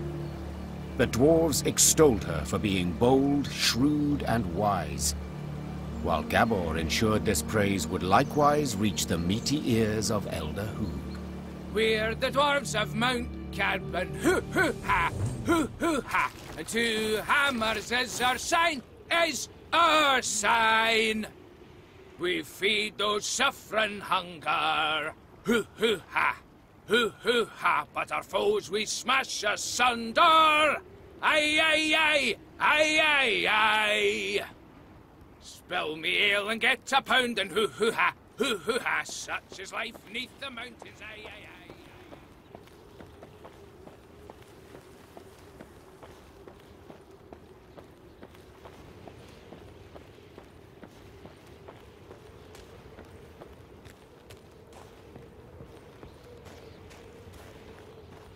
The rumors Gabor had overheard were true. Scouts returned with news of a cavern at whose mouth lay rotted logs, an indication that something of great weight may have been rolled inside. Chests full of gold, for instance. Then again, paw tracks clearly showed some beasts had made the cave their home. Right. Decision time. Enter or scramble back down, said Gascon, rubbing his hands together for warmth. Please hurry. This frost is downright biting. We've scaled this high. Foolish we'd be to descend empty-handed. Fall in behind me! The Queen took the fore, sword in one hand, torch in the other. The flickering flame's glow illuminated the cave's interior, casting long shadows. Meve was certain some horror would leap at her at any moment. And she was not at all wrong.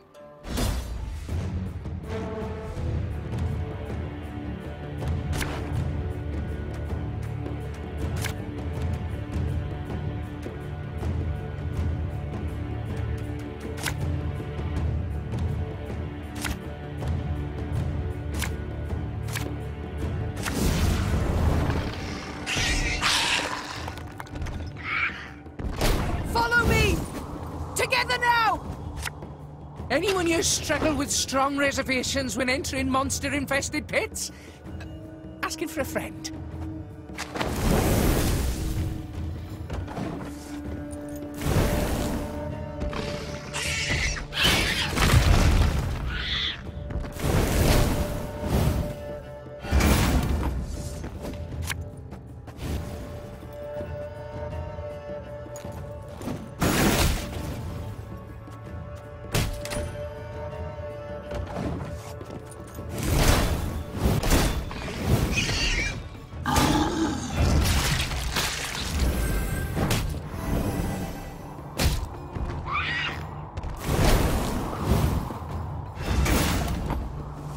This could hurt.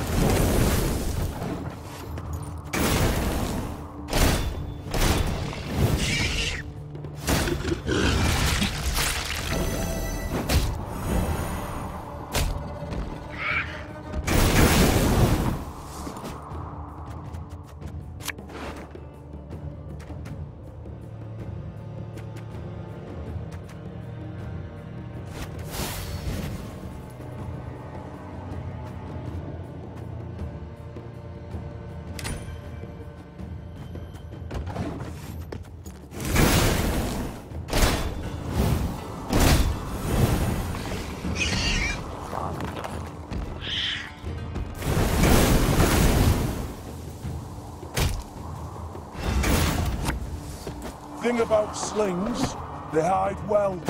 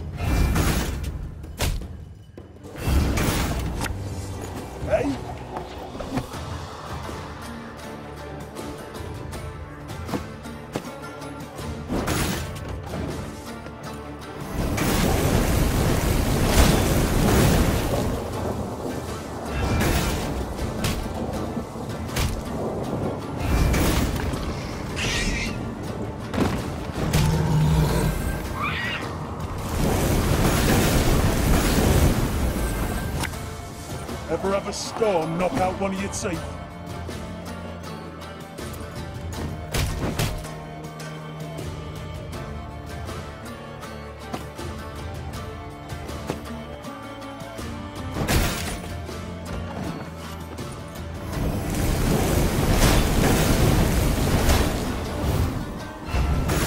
treasure trove ought to be close now.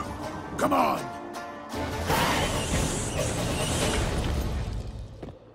As soon as the last beast had fallen, the Lyrians took to seeking out the treasure. Soldiers dispersed throughout the caverns in a rush, penetrating every last corner.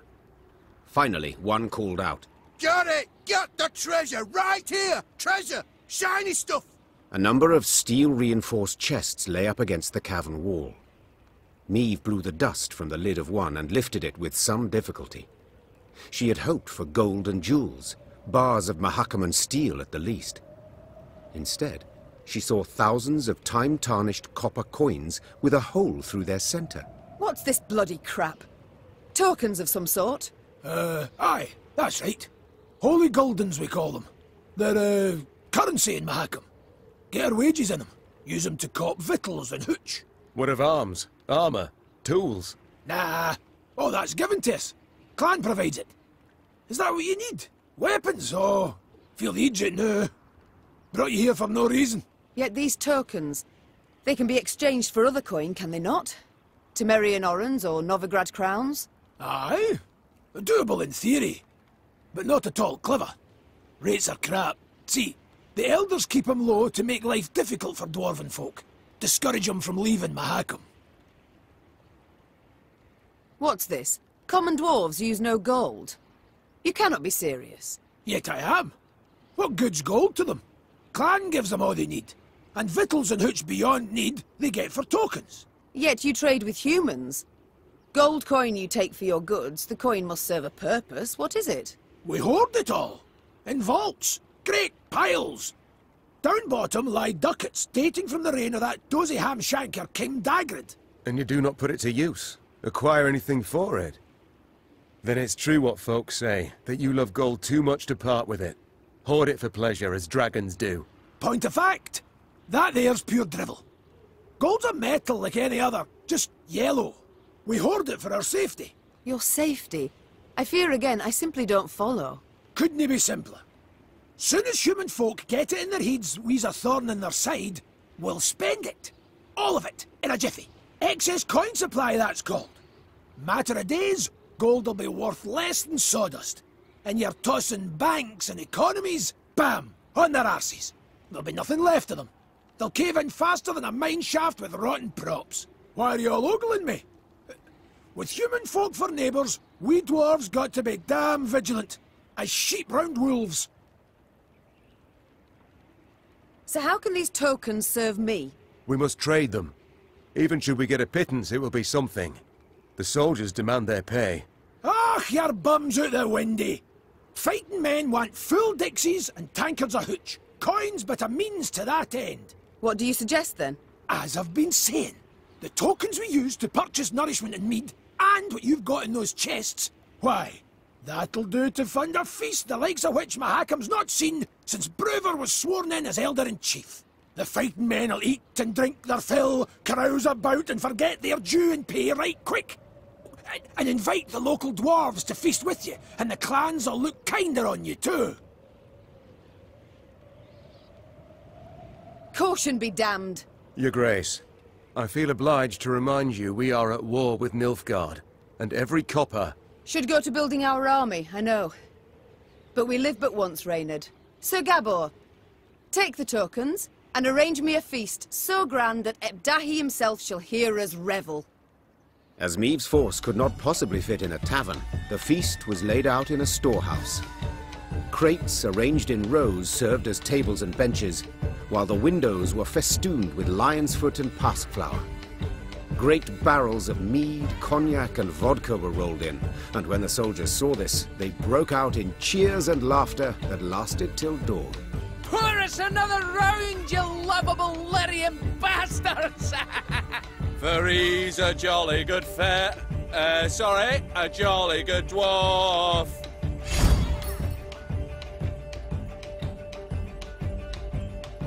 There was food and drink enough for the dwarves of the pass, who, with Meve's men, raised tankards in hand and voices in song the night through.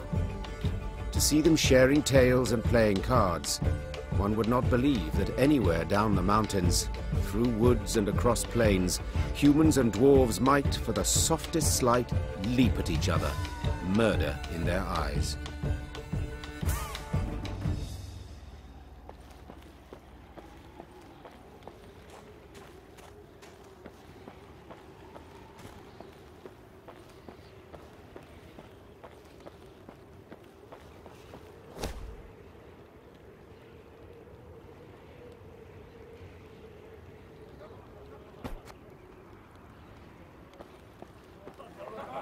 We would take... I would, Your Majesty, but my arse is frozen to the ground. Riding past a mine, Neve noticed a group of miners gathered around the entrance to a shaft. Frost had settled on their moustaches and beards, suggesting they had been there for some time. The Queen summoned Gabor and asked him to determine the reason for this sit-in. He returned after a few minutes and announced the most curious thing. They're waiting for the knocking to stop. Neve's frown prompted Gabor to explain in greater detail. According to our laws, dwarves can't go into a mine if there's knocking coming from inside. We're obliged to wait for the ruckus to quieten down. Ah, yes. Our own miners share this superstition. Reynard interjected.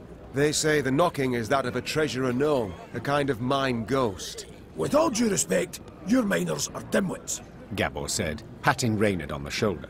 Knocking means an imminent and abrupt discharge of the potential pliable energy of rock formations. In other words, you can, a rock burst. Except usually it's all done in a day or two, whereas these lads have been waiting going on 2 weeks. Foreman's grown impatient. He'd like to send someone down the shaft, have him see what's at issue, but, well, the code forbids us from doing anything of the sort.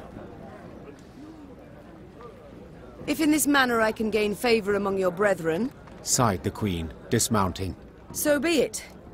I shall descend and see what the problem is. The shaft was too narrow to fit an entire army, so Meave and a small unit of men entered the mine, miners' lamps in hand, and hearts in their mouths.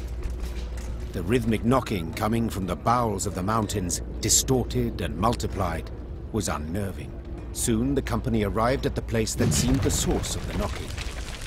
Gabor put his ear to the rock and listened for several moments in silence, then struck the wall with all his might. The wall crumbled with a crash, opening a passage into another corridor, from which sprang numerous foes.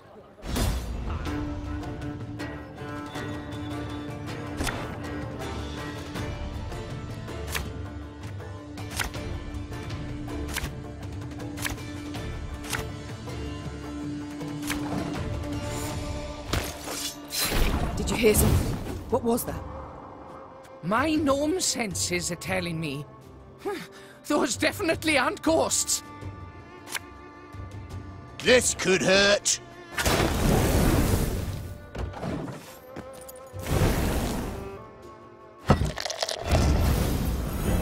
Who goes there? Drop your weapons! Nay, you drop yours! Naturally. At once.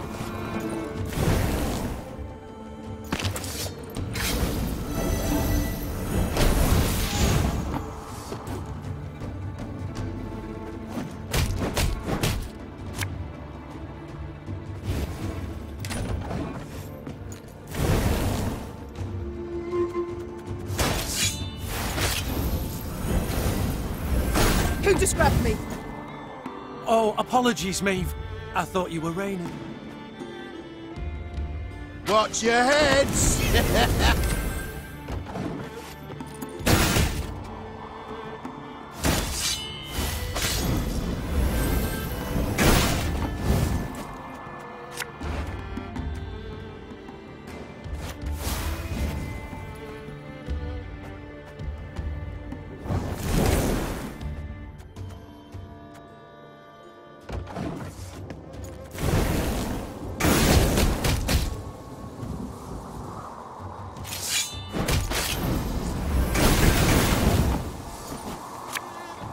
Thing about slings, they hide well.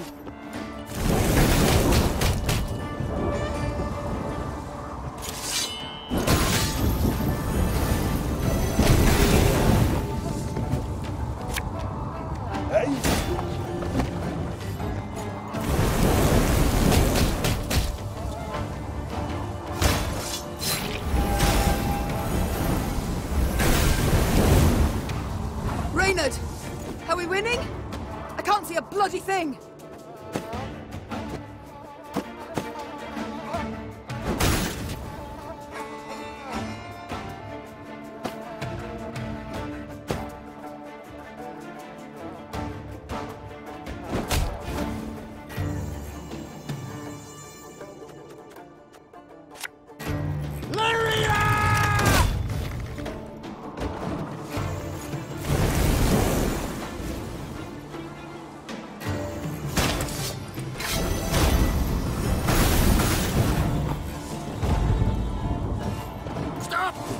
Stop! We surrender! Both sides were surprised. Both fought in the weak light of torches, nearly down on hands and knees. In the end, the Queen emerged victorious, and as soon as she had returned her sword to its sheath, she asked the new prisoners a question that was on everyone's mind. Who the devils are you? The captives looked at each other in disbelief, as if before them stood a ghost. Finally, one of them managed to choke out a response. Your Highness, we're your subjects. Meve recognized the accent at once. The men came from Rivia. But what were they doing so far from home? According to the prisoner's account, after the Nilfgaardians' invasion of their kingdom, terrible poverty gripped the land. Seeking bread, some desperate inhabitants had gone to the mountains of Mahakam, engaging in wildcat mining in search of precious ores. Without asking the dwarves what they thought of this. You know yourself, my queen, explained one captured Riv. They guard their treasure real jealous-like, don't care a whit about the suffering of others. They see us starving down in valley and don't lift a stubby finger. Sadly, the Rivians had dug close to existing corridors. When Gabor destroyed the wall that stood between them and the dwarves, they were convinced they were being attacked by monsters, so they raised arms in self-defense. Maeve, 'tis a tough nut to ken, said Gabor. But let's nae kid ourselves. These men are thieves, and we must hand them over to the Mahakaman Guard. So they may do what? Sentence them to hard labor, or hang them at once? Said Reynard, his usual calm shaken and his voice raised. These are your subjects, Queen. They coveted their neighbors' goods, true, but only because they had naught themselves. The foreman wished for the knocking to stop, said the Queen. And so it shall. As for you, go back to Rivia, and tell all their queen shall soon return, leading an army. The grateful Rivs quickly packed up their tools and left the mountains. Meve had no doubt Bruva Hoog would soon learn of the affair and would certainly not approve of her decision. Yet she preferred to face the Elder's wrath than send her subjects to a dwarven prison, or possibly to their death. Well, boys, a wee swig and we get back to work.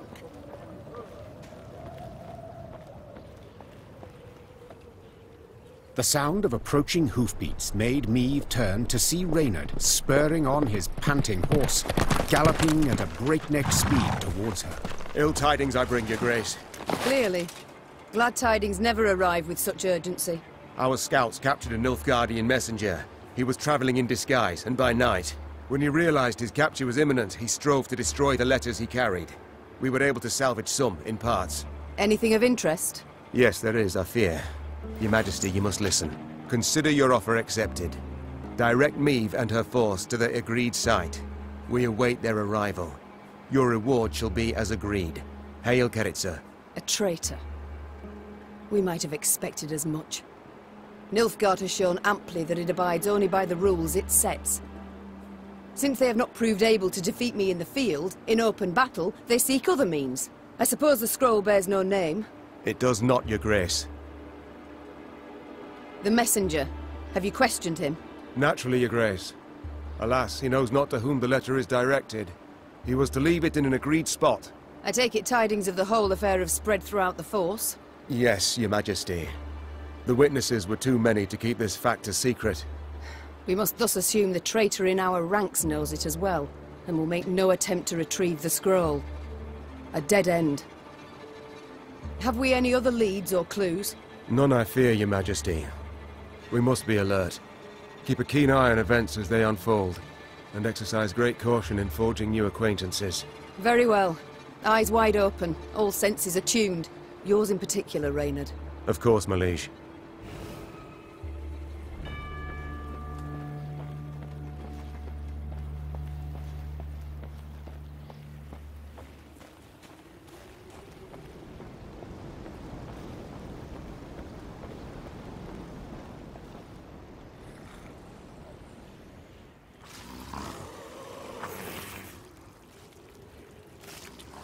Maeve's force neared Davor's abyss. Signs of beastly feasting were not hard to find. Countless paw and claw tracks were impressed in the blood-stained snow. Among the boulders, bones picked clean were strewn about. Gascon lifted one from the ground. Empty inside, He said. Something sucked out the marrow. Meave soldiers feigned indifference to the grisly sight. They marched on, their stepped rhythm unwavering, a song on their lips. Yet hearing a slight tremolo in their voices, Meave knew they merely sought to drown out their fear. A moment later, a commander's horn sounded, the signal to halt. The Queen galloped to the fore of the column and found herself at the edge of a vast, round hole in the ground. She could not see the bottom. Meave drew her reins tight to prevent her mount from taking even one step forward. What is this? A crater? A desiccated lake? A mine of the strip variety. Gabor explained. Treasures we picked and shoveled for here. Diamonds. Till we happened on the beasts, that is. What now? Orion's a dam. Holds back a lake. If we can break it, water will rush in, fill the abyss and the tunnels from which the beasts emerge. Just need to get around the mine first. Way down's on the other side. Meave squinted and gazed into the distance. Indeed, there was the dam. And at its foot, a swarm of beasts roiled about. Her soldiers gazed at their queen expectantly, their arms at the ready. She knew well they would rush into battle, in spite of their fear. Gabor! Meave cried out over the whirling wind. Have you bards here in Mahakam? Of course, Your Grace! Then we shall give them good reason to compose this day, on the themes of courage, of heroism, of Lyria! Gee up! And with that cry, the queen spurred her mount, grabbed a banner, and raising it high over her head, rushed headlong at the horrid swarm.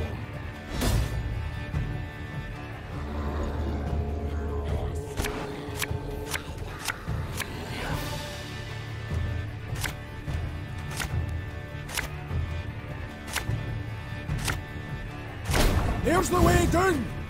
We need to break through and destroy the dam!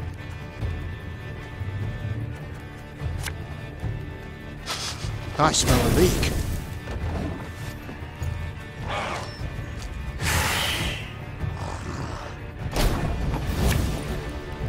Yeah, yeah!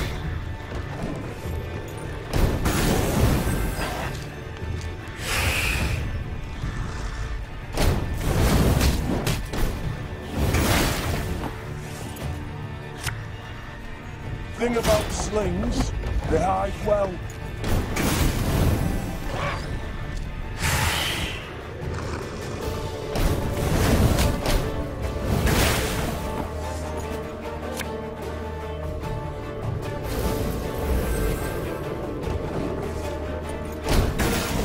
Your Grace, monsters approach from all sides.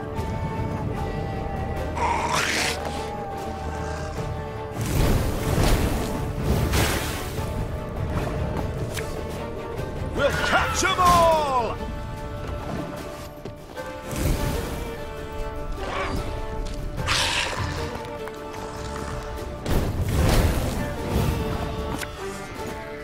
Hey?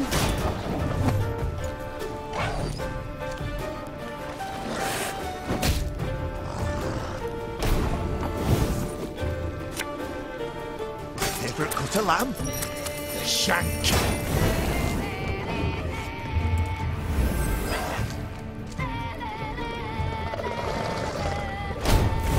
Excellent! The dam's about to give!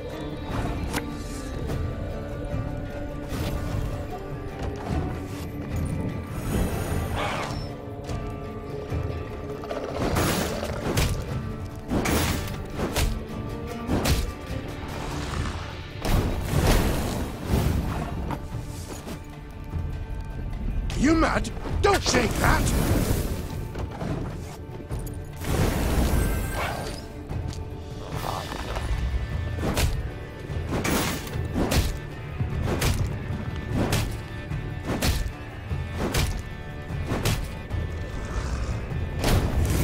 It worked! Look at those stunners flounder! Excellent work! And indeed, bards sang of this battle soon after. For no claws or fangs could break through the wall of shields the Lyrians raised that day. And no scales could protect the beasts from the Lyrians' stinging arrows and blades. Fight! Do not relent! Let us show these beasts! It is they who should fear us! The Queen shouted. In the end, the beasts turned to flee, yet Neve's force cut off any chance of escape. A solid wall of men began to push the monsters ever closer to the edge of Davor's abyss. Pressed from all sides, the horrors began slipping over the precipice, screeching terribly as they fell.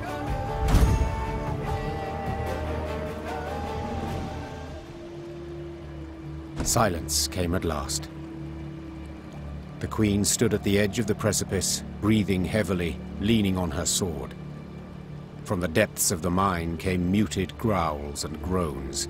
Let's flood the damn hole, hissed Gabor, before any other shite crawls out of it. A rush of icy water suddenly rose, then just as abruptly plunged into the mine, flooding the pit. And where once lay Davor's abyss, now lay Davor's pond. Neve descended back into the pass, exhausted and covered in beastly blood, yet also exceedingly pleased. She was one step closer to dwarven support in the war against Nilfgaard. Once the Lyrians had put some distance between themselves and the now destroyed monster lair, Neve ordered her men to pitch camp. Then she sent the quartermaster off for food and drink. The soldiers lit campfires, then set aside their weapons. Soon after, lively music and song could be heard throughout the camp. Your Majesty, Reynard said from behind Neve's back. A messenger from the Elder-in-Chief. The Queen turned to see a dwarf in a richly adorned jerkin and a shako with golden seams. She stifled her laugh into a smile and lifted her chin proudly, expecting praise and a pledge of aid in the war against Nilfgaard. My lady, your daring deeds have come to the Elder's attention, said the dwarf in a measured voice. He's positively irate and demands an explanation. Irate? But why? I and my men, we've aided you greatly. Elder Hugh awaits at the Long Bridge. You'd be wise not to keep him there any length of time. And with that, all the Queen's enthusiasm for a celebration was instantly gone.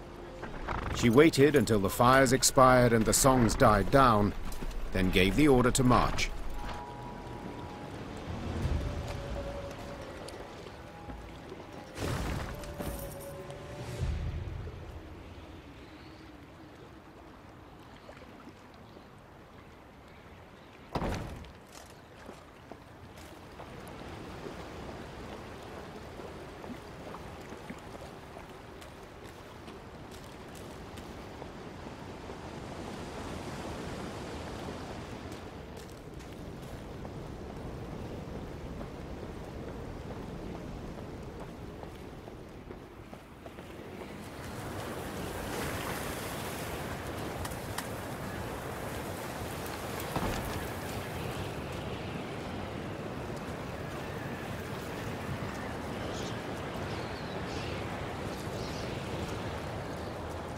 Gazing towards the horizon, Neve noticed a dark shape outlined against the mantle of snow that lay on the ground.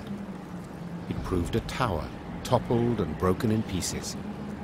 Around it lay the ruins of other buildings, blocks hewn out of basalt rock protruding from the permafrost.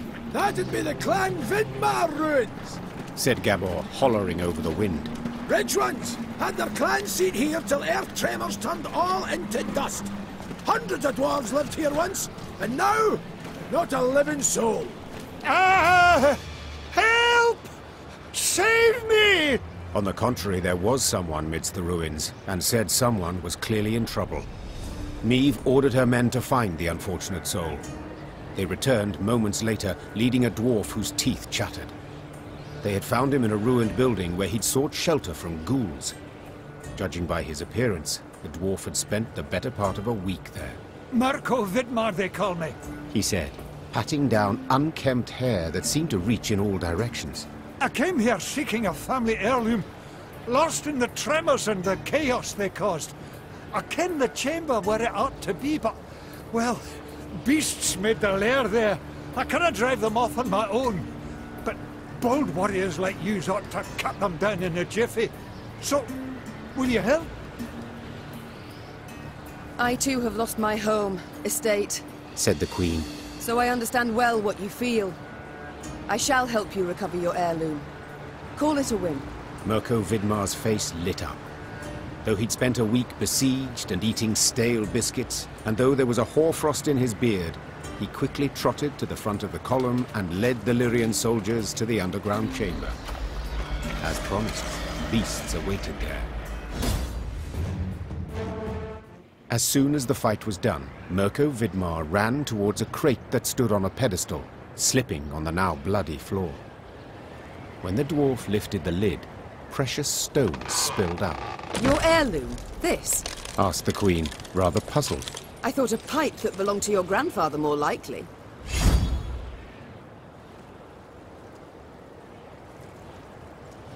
Seems to me Brother Mirko wasn't wholly candid with us.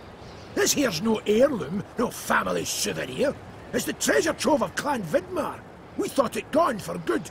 Pressed for the truth, Mirko admitted no family sentiment had prompted this expedition. The dwarf had planned to leave Mahakam and start a new life among humans.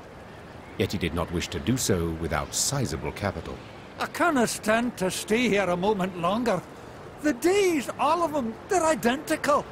Rise with the first cockscrow, march in double file to the latrine, crap on command, 12 hours down the shaft and home to sleep.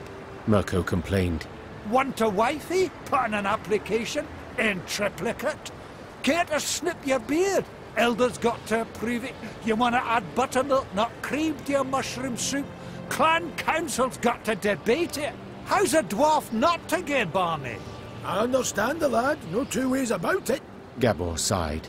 But I feel it's my duty to remind yous that what Mirko's going and doing here, well, there are laws. Treasure's due the Elder-in-Chief, not to Mirko, that's one. Second, any dwarf that wants to leave Mahakam can't take nothing but his breeches, his dixie, and his coat. So, brief like, consider well afore you make your decision, Your Grace.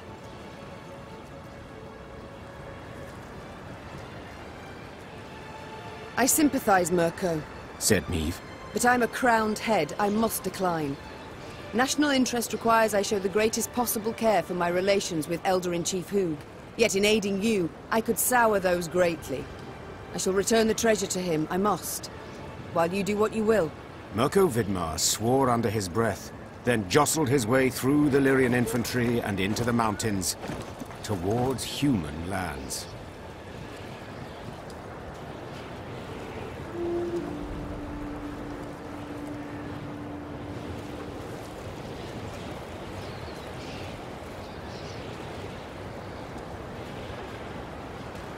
The Lyrians rode a narrow, winding path along the rocky ridge. To one side were ice-covered boulders, to the other, a chasm hundreds of feet deep. They could have at least erected some barriers, complained Gascon, knocking snow from his cap. Got plans for that, Gabor said. Just need to decide how high to make them. What? Think. Should they be the height of your average dwarf, or a human? The debate's gone on for 20 years. On the one hand, you've got... Gabor did not finish his discursion. He was interrupted by the Baba Ghazi that jumped down from the rocks. Archers, shoot! Aim for underbelly!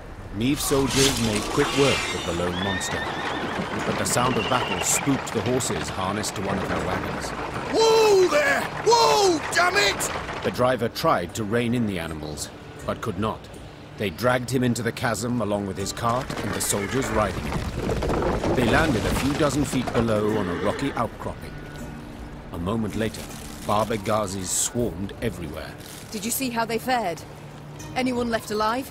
Asked Meve, leaning over the cliff edge. Worry more about their cargo, Gascon replied. They were also carrying chests of gold. Blast. We can't get down there. Too steep and the snow keeps falling. We can lower ourselves down a line. But without armor, shields, or heavy weapons, otherwise it will snap. And the Barbagazis? The Queen said, brow raised. We shan't kill them with daggers. They're too thick of armor. We'll have to try. Or continue on our way. You only live once. Meve sighed. Gascon, round up some volunteers and let us move out. Moments later, the Queen was lowering herself down a line straight towards the gaping maw of a Barbagazi. Her only armor, a woolen shirt. Bereft of sword and shield, Meve could not withstand a single blow. She thus danced atop the frozen snow, deftly dodging the Barbagazi's lightning-fast strikes, while delivering but a few well-aimed hits of her own, to their eyes, ears, and gaping jaws. When the last monster fell lifeless to the ground, Meve walked up to the shattered wagon. The soldiers it had carried were bruised, frostbitten, but alive. Your Grace, we were sure you'd leave us. A good ruler never abandons her folk. Nor her gold. Gascon interjected, while securing a rope to a chest. Soon enough, all were safely back on the path. The admiration Meve saw in her soldiers' eyes was in itself sufficient reward for her difficult battle.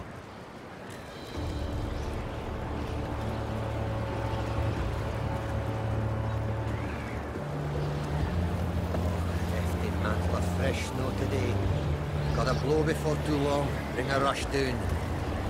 Oh, cold as up a Shilemar's ass. Braving the snow in those mega courts, are ye? Truly.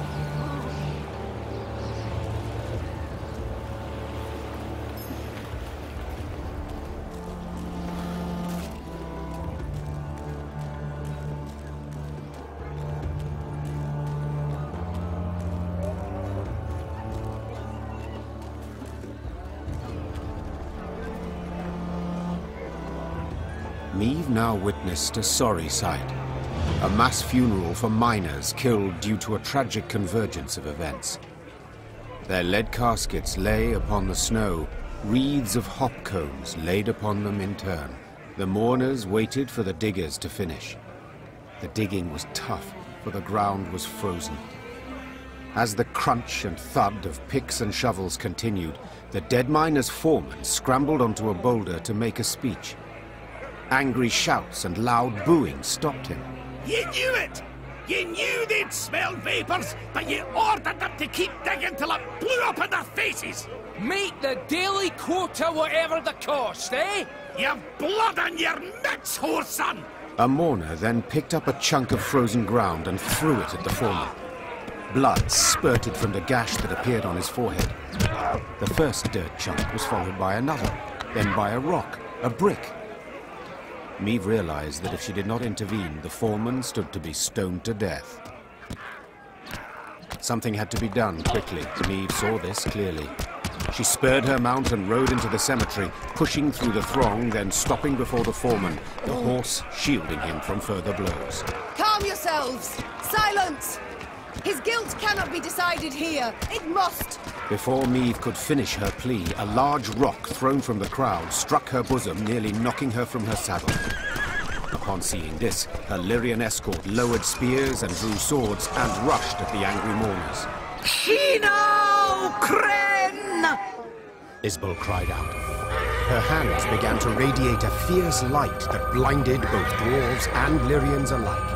Have you lost your minds, all of you together? Not had your fill of misfortune yet? Lower your arms at once. Whether the power of Isbel's magic or the force of her appeal had the greater effect is difficult to say for certain. Either way, both sides suddenly lost the desire to fight. Meve breathed a sigh of relief, aware that if not for Isbel's intervention, a great amount of blood would have been spilled at that cemetery. Knew there'd be a stink cause of this. Knew there'd be a stink cause of this.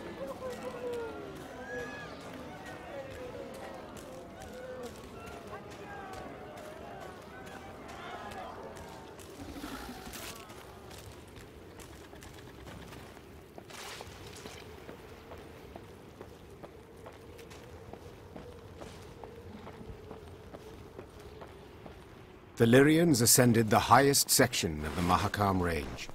Snow crunched under their boots, cold air stung their lungs, and the wind snapped at their cloaks. Meve wiped sweat from her brow and turned to Reynard.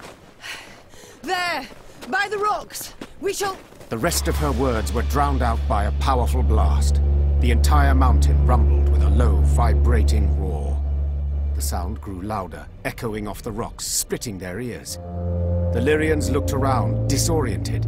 Few heard Gabor's warning. Dinna just stand there! Get behind the rock! Quick! Hurry! Meve followed the dwarf's gaze and cried out in terror. The snow stuck to the mountainside had started to slide down the slope, sending up mists of icy dust. Before she could react, the white torrent knocked her to her knees, crushing her and smothering her into the ground.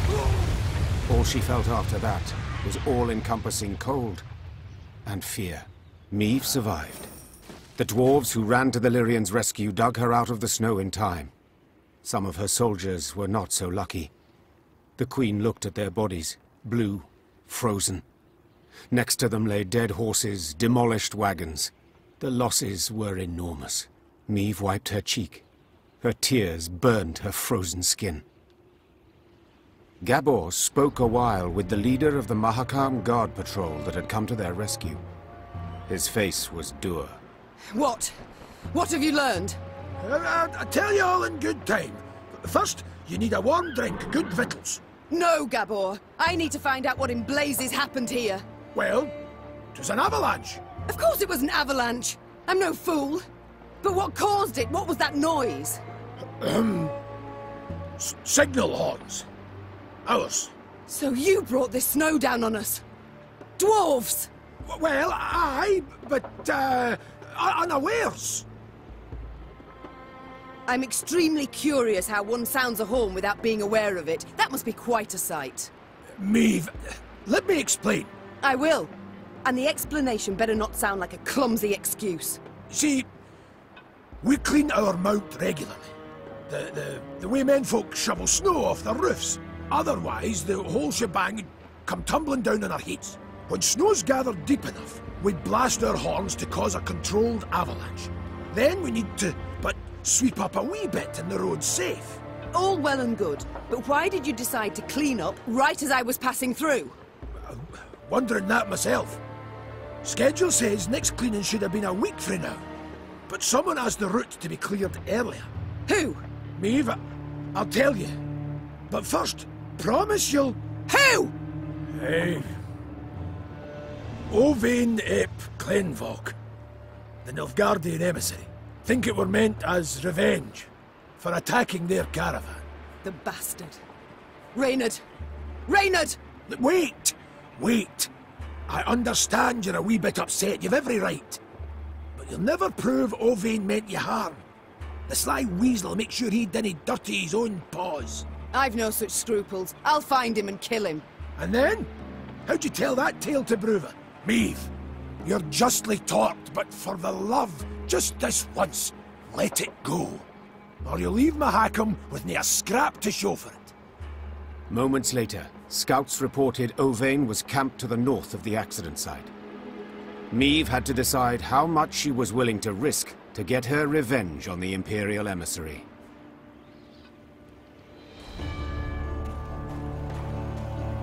By the Elder's sideburns, I'd no notion anyone was in the Vale. Nilfgaardians said the road was clear. The whoresons.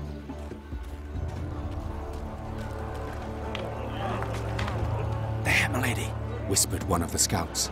Left of the path. Meve squinted. The Nilfgaardians had taken shelter from the falling snow under a rocky outcropping. The smell of roasting meat wafted from their campfire, and echoes of laughter could be heard. The black-clad soldiers had reason to celebrate. They had just decimated Meve's company without even drawing their weapons. Meve's gaze caught something else. A metal container into which the Nilfgaardians tossed bones once they'd been gnawed clean. It looked strangely familiar. Only after a moment did the Queen understand it was an overturned Lyrian helmet dug out of the snowy grave of one of her men. The whoresomes. Meave hissed. They'll pay for this. Meave! Asking you last time, keep a cool head, whispered Gabor. You want vengeance? I get it. But think of the cost. If so much as a hair gets plucked from Ovain's head, Bruver will never forgive you, and you can kiss any hope of aid goodbye. Silence followed, finally to be broken by one of the scouts. Milady, what's the order? Do we attack? Await my signal. The Queen stepped out from behind the rocks, put a hand to her mouth, and yelled, Ovain! Ovain at Clenbog! All laughter stopped in the Nilfgaardian camp. Moments later, a sumptuously dressed man stepped in front of the wagons. He wiped a thick sauce from his lips, then bowed with an exaggerated courtly flourish. Queen, my condolences. That avalanche. Oh, what an unfortunate turn of events. The mountains can be unpredictable, Meave said with a shrug. Accidents can happen at any time. Oh, yes? Even right now. Meave leapt towards the emissary, placed 2 hands on his neck, and hurled him into a rock with all her might. The Nilfgaardian's head slammed against the stone, and his skull crumpled with a sickening crash. He fell to the ground and writhed a few final tremors. Attack! Meave roared. Take no prisoners! Meave showed no mercy for the Nilfgaardians in Ovain ep Clenvog's camp. All would share their leader's fate. And the dwarves? As predicted, they were outraged by Meave's open attack on the Nilfgaardian emissary. Bruver Hoog suddenly called for a council of the clan elders. They debated what to do with the Lyrians for a long time. The elders, outraged the Queen had once again defied their principle of neutrality, levied a punishing financial penalty, and threatened another such incident would result in a lifetime ban from entering the Dwarven Kingdom.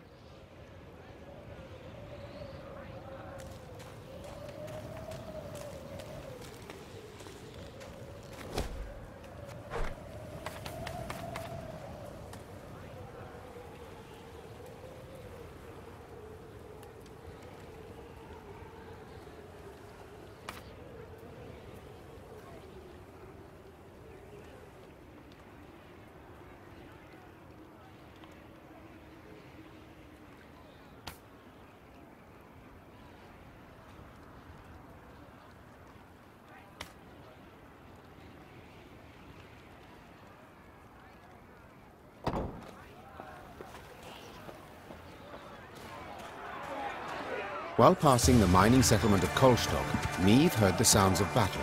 Hey-ho! Into the fray, lads! Expecting she would see monsters swarming dwarves, the Queen set off at a gallop to the rescue. Her braid blew about in the wind like a banner, showing her men in which direction to attack. The dwarves she saw, however, were not engaged in a battle against Shaelmars and Barbigazes. No, they were going at one another. Luckily, no weapons had yet been drawn, but given the dwarves have hands the size of bread loaves, this did not necessarily mean there would be no deaths. Oi, lads! Roared Gabor Zigrin. What's this foolishness? Calm the hell down, damn it! Gabor's intervention proved successful. The dwarves limited themselves to verbal jousting. Meave, who was no stranger to barrack room talk, nonetheless turned crimson at the dwarves' cursing. Piecing together the obscenities, Meave concluded they were debating an old quarrel about the height of a certain mountain, or rather of the twin peaks atop it. One of them lay in the territory of Clan Dahlberg, while the other in the Hoogs land. Each family felt their peak was the highest, all measurements indicating the contrary being total fabrications. Queen? Started Gabor, nervously chewing his moustache. They're asking if you, as yin impartial and a fair-minded wench to boot, wouldn't you wish to settle their idiot squabble once and for all? Meave knew well that this type of age-old quarrel could easily end in bloodshed, so she resolved to help. Representatives of the two clans gave her a strange mechanism she was to use to measure elevation. All that was left was for the Queen to button her coat up to the neck and scale the twin peaks. Time to end this delicate feud, once and for all.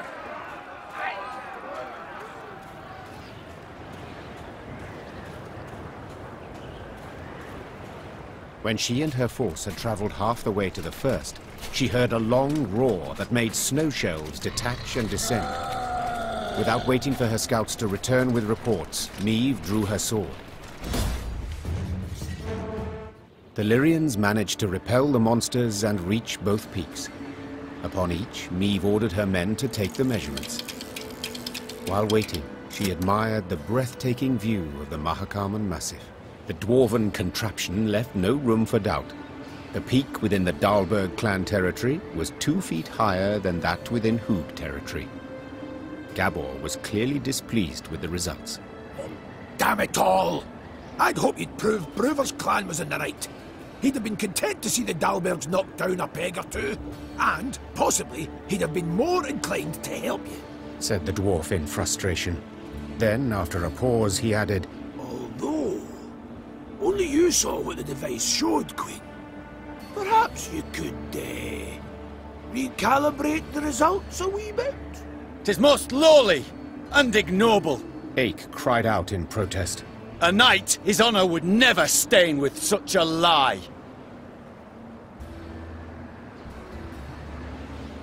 To lie would be simple, true, said Meve.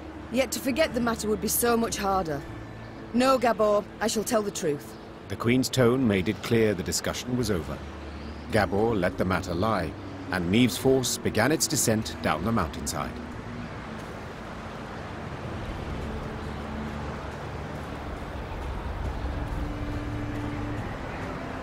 The dwarves of both clans had been waiting with bated breath for the expedition's return and report.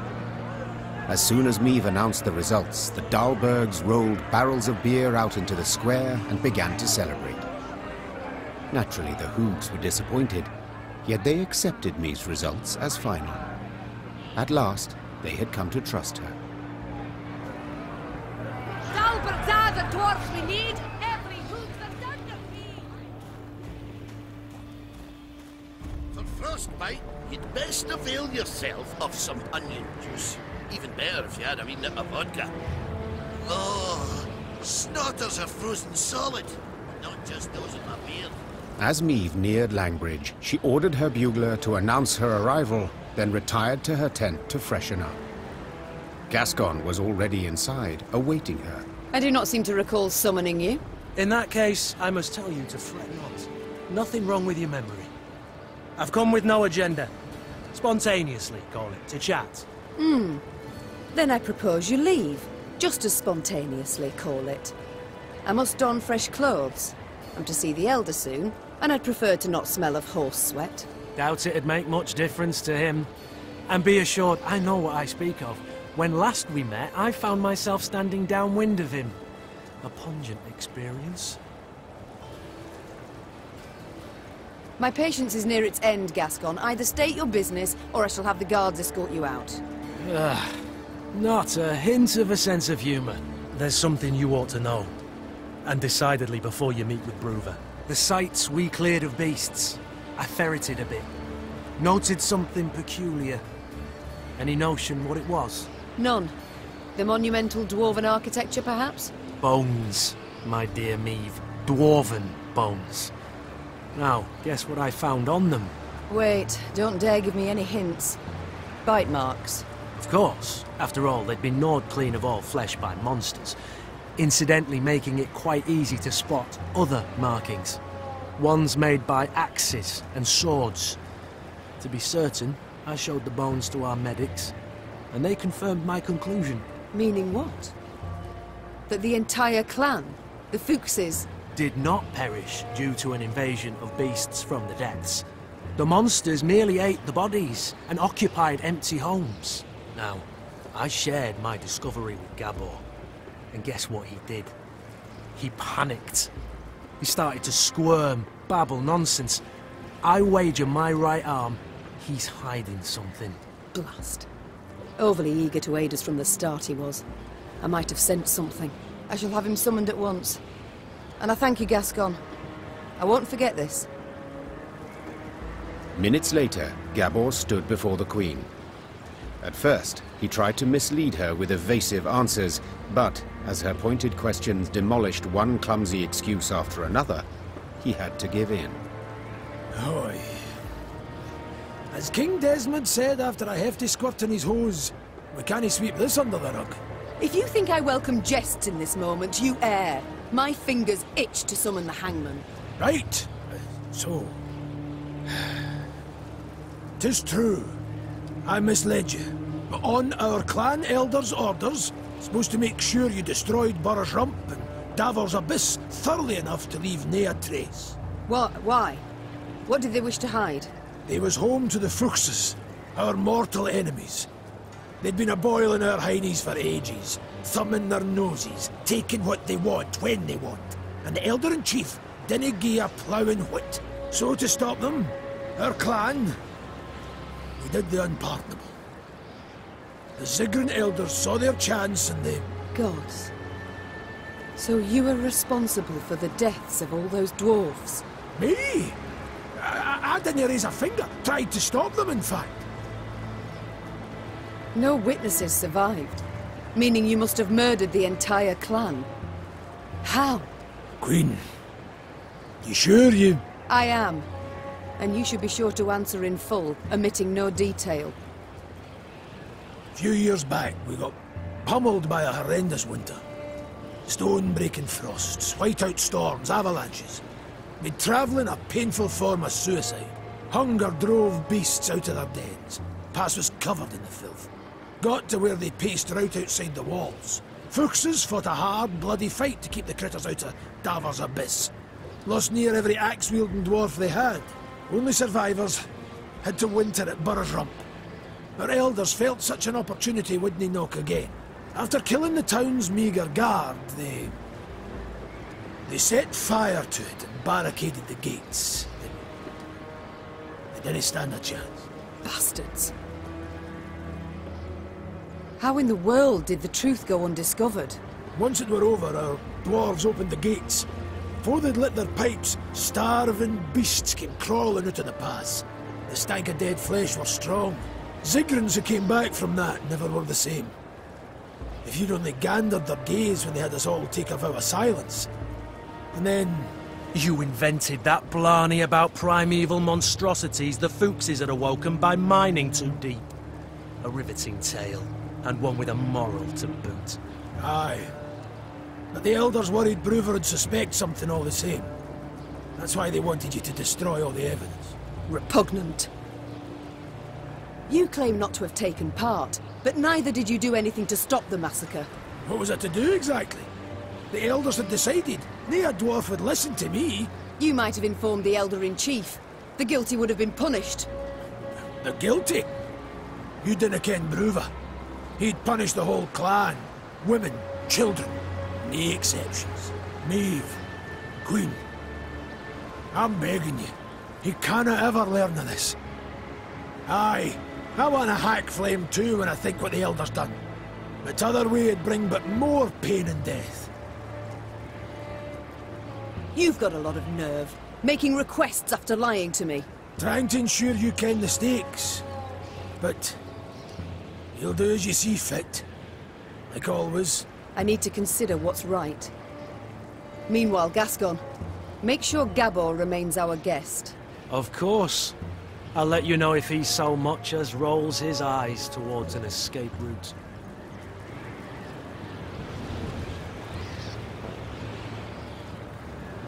Bruver stood by the bridge like a statue, arms crossed, eyes squinting.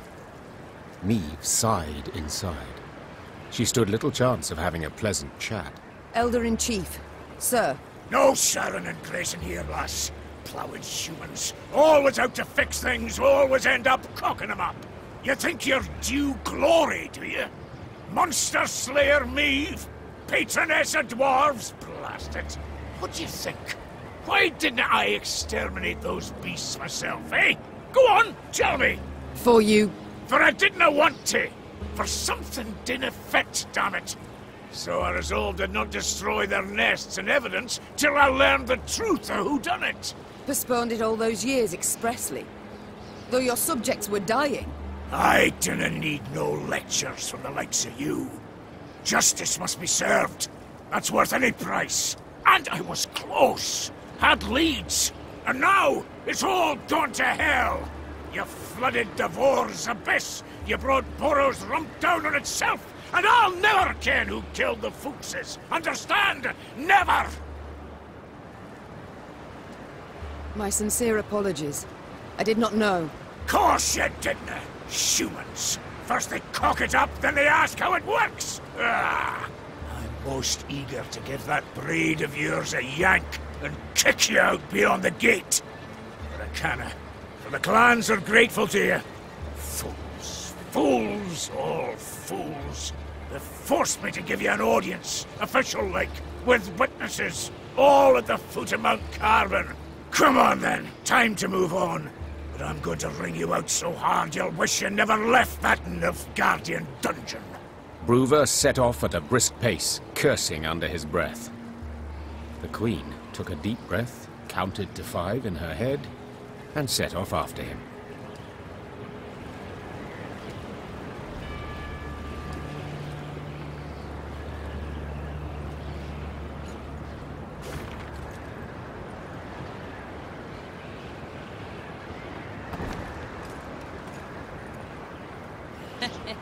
Wanted to hunt monsters, eh? Oh, Elder's furious. Spits flying 10 feet. Let humans neath carbon. Didn't care if that's wise. Dwarves demonstrate innovative thinking in many domains. Metallurgy, engineering, architecture. Yet there is one in which they could not be bothered. Naming. For this reason, the bridge that linked the Mahakam Pass with Mount Carbon was simply named Langbridge. Meve learned it was a thoroughly fitting name. Having stopped for a breath halfway across the road suspended over a deep chasm, the Queen could see neither end of the bridge, both concealed by thick clouds. Amazing, whispered the Queen. I feel as though we traversed the very sky. The Queen and her retinue were nearing Mount Carbon when Meve heard a cry. It was Xavier. Hold! Hold! Meve drew in her reins abruptly. Her mare neighed and reared, lifting the Queen above her formation of men. From that height, she saw the last pier of the bridge crumbling. The dwarves at the head of the procession were unable to stop in time and plummeted, screaming into the abyss. What's the meaning of this, gods damn it? Bruver roared. Fetch the engineers! No! The Queen was striving to calm her spooked mount when she sensed something swish past her ear. Out of nowhere, a Scoia'tael band had appeared at the rear of the column. Before anyone could react, elven archers had felled the rear guard. The soldiers lay on the bridge's stone surface with arrows in their backs. Meve was trapped. In one direction lay the chasm, in the other, a fierce foe. She had no choice but to stand and fight.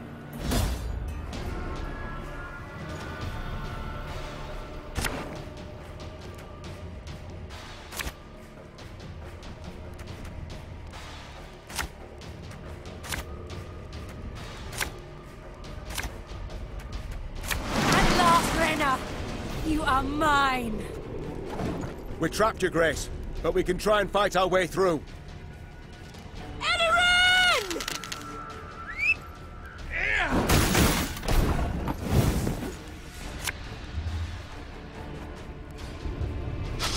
I smell a leak.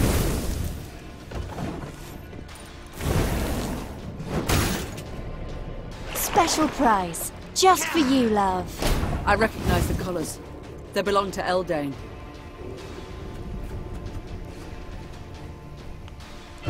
Think you ballbags can do whatever the devils you please?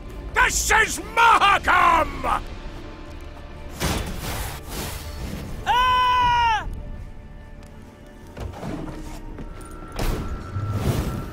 Nay, Dwan Vacanist.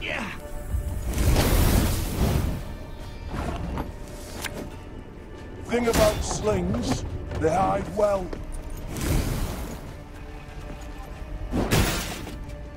Show me the coin or sod off.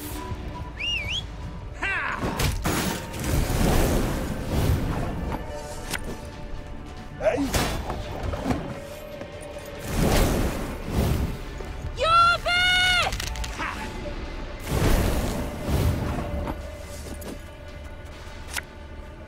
One bullet I need. May your sword and arm be one.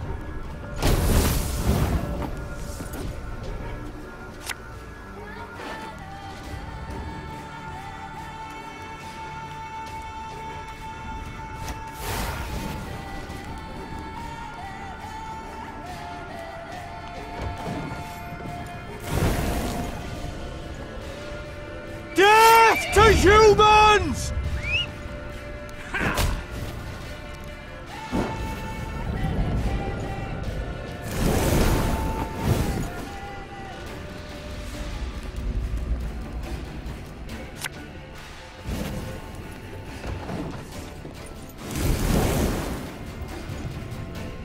Blood and neck ends. Similian Vart.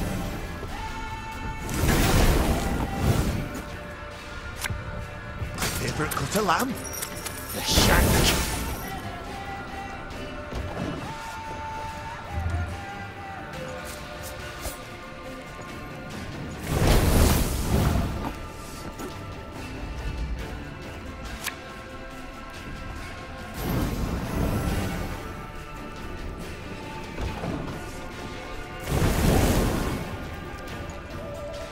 Now we will see who is weak.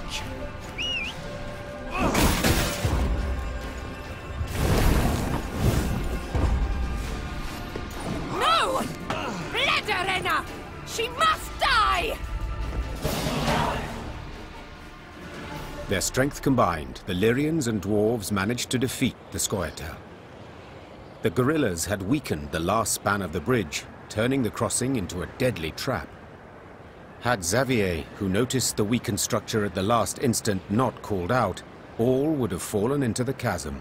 The Lyrians managed to capture the unit commander.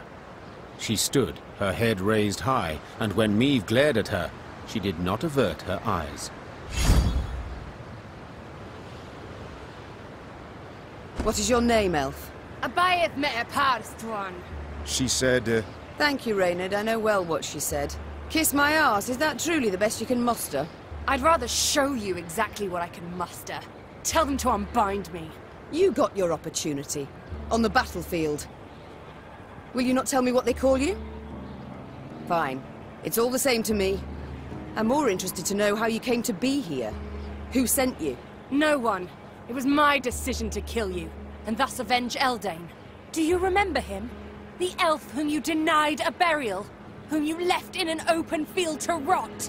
You've elven blood on your hands. The blood of the elves of the Moulderwood. Eldain was a criminal. He got what he deserved. You call him a criminal?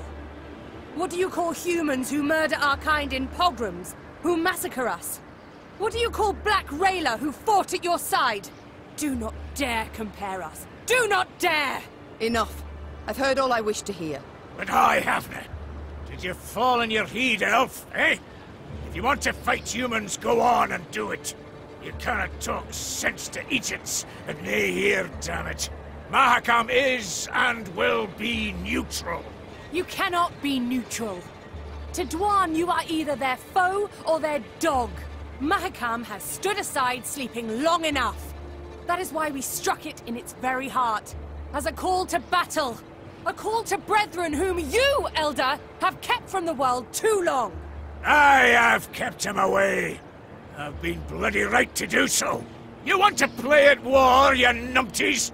You want to force the Pontar to flow upstream? Gang right ahead. Good riddance, I say. Gan kill, gan die if you fancy. But God's damn it, leave us alone.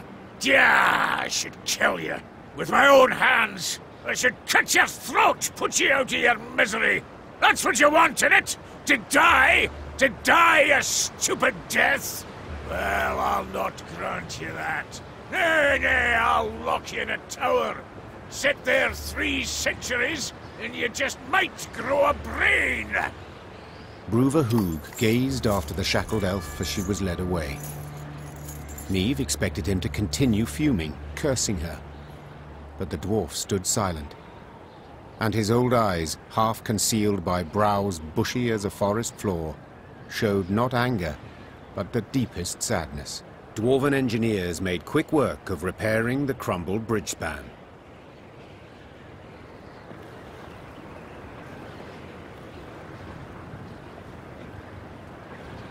Look, Mount Carbon. Damn. And I thought Novigrad was big. So the elves are against us. Against our elder. Treacherous hounds. Truth be told, I supported the Squire California. Oh, I wish every last one of them dead. Dead.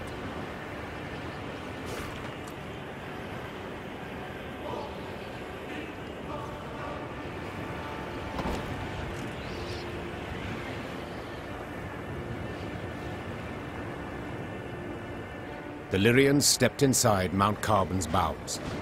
Neve rode while looking upwards, admiring the intricately carved ceiling, gilded walls, monumental bas-reliefs carved from basalt. Yet this was no time to admire the sights. Bruverhoog had summoned her to speak. I thank you for your invitation, Elder. My invitation? Choice term, lass. You wangled your way in here. Long I've lived, but ne'er have I seen a wench so stubborn. With all due respect, do you not feel like a pot conversing with a kettle? Ha! True enough. Changes of mind didn't come easy to me, but they do come at times. Human wars concern me not at all. For so many they are, who could count them? Near a year goes by without one wanking king invading another's realm. A dog with scabies is less restless. That's why, this morning, I aimed to send you off with nothing. Mattered not what the clans were saying. Rivia, Schmivia, who gives a sheep's fart? But that was this morn, before that daft wench and her pups attacked. Nilfgaard supports the Scoia'tael, it's common knowledge. Nilfgaard uses them. Well, I'm nae worse, and I choose to use Queen Meve. So what use would you make of me, if I might ask? You've a plan? Aye, the kind dwarves like best. Simple, but sneaky. Like to give Nilfgaard a warning, you ken. If you're going to rile my dwarves, throw 'em into the Scoia'tael ranks, you'll regret it, aye?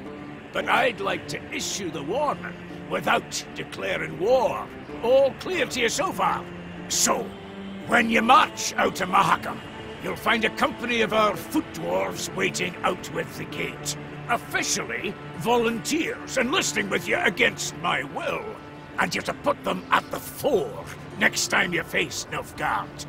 Want the Blackclads to break their teeth on our bucklers, get a taste of our axe blades. After that, dare say they'll think twice before they send more Scoia'tael into these hells. I do not... Thank you, Elder. You restore my hope that I shall have my home back in the end. Candid like, I dinna share your faith. I've watched you. You're naive. Let ire take you. Meddle in matters near your own. Disrespect our custom. But you win or nay, it's all the same to me. Then I hope that I shall at least surprise you. Honestly doubt that. So you'll only get the bare minimum recruits to make the Imperials take note. And nae a dwarf more.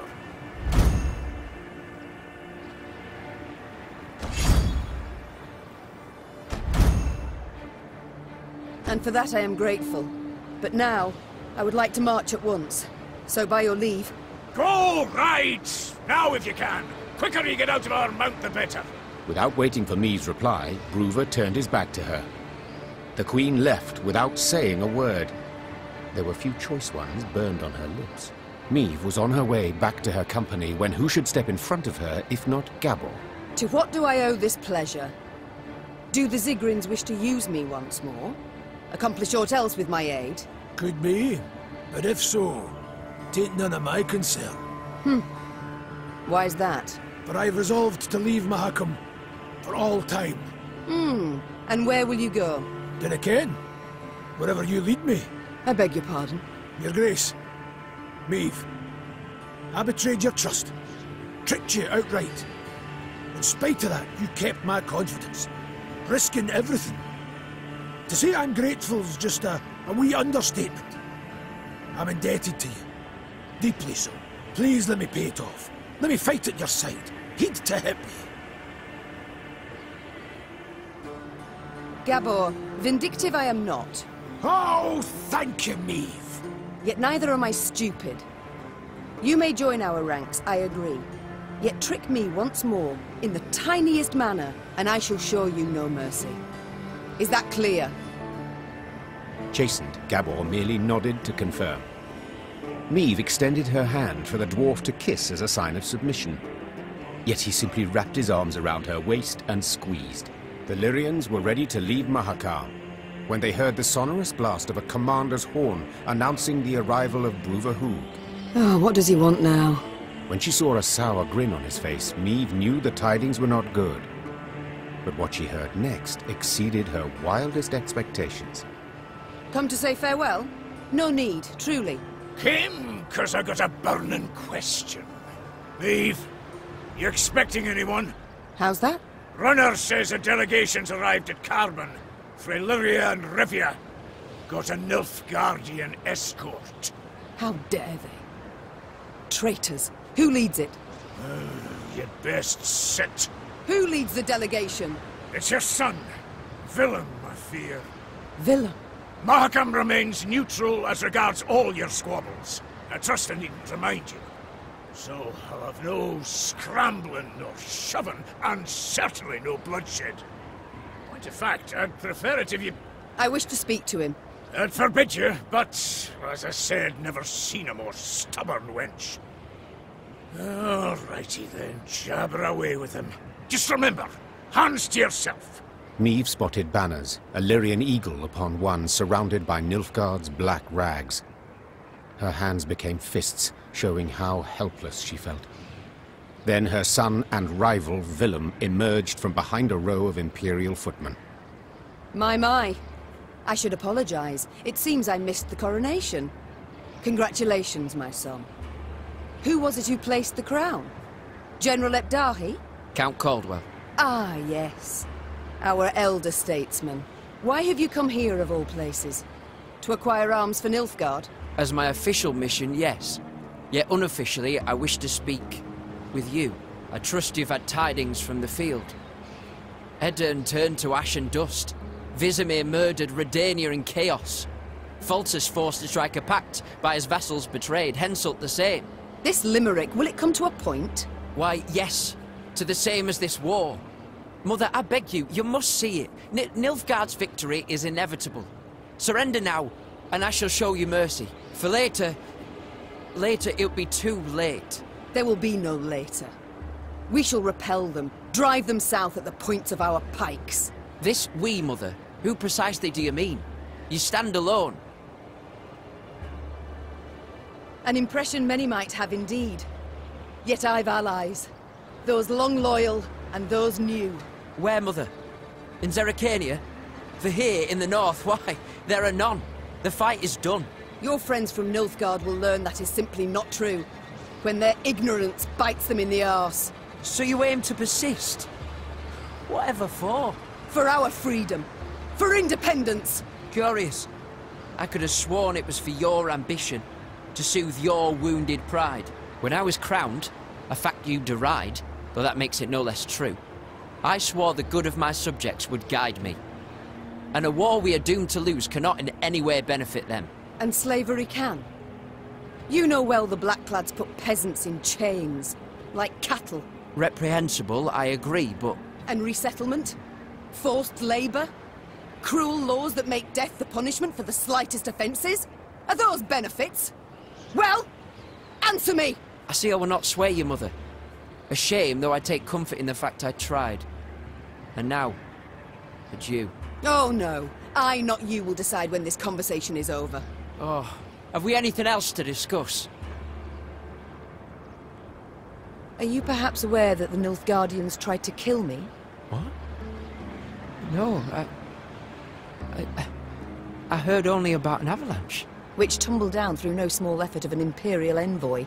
Never would I have agreed to such a heinous act. I believe you. I'm heartened that, despite all we...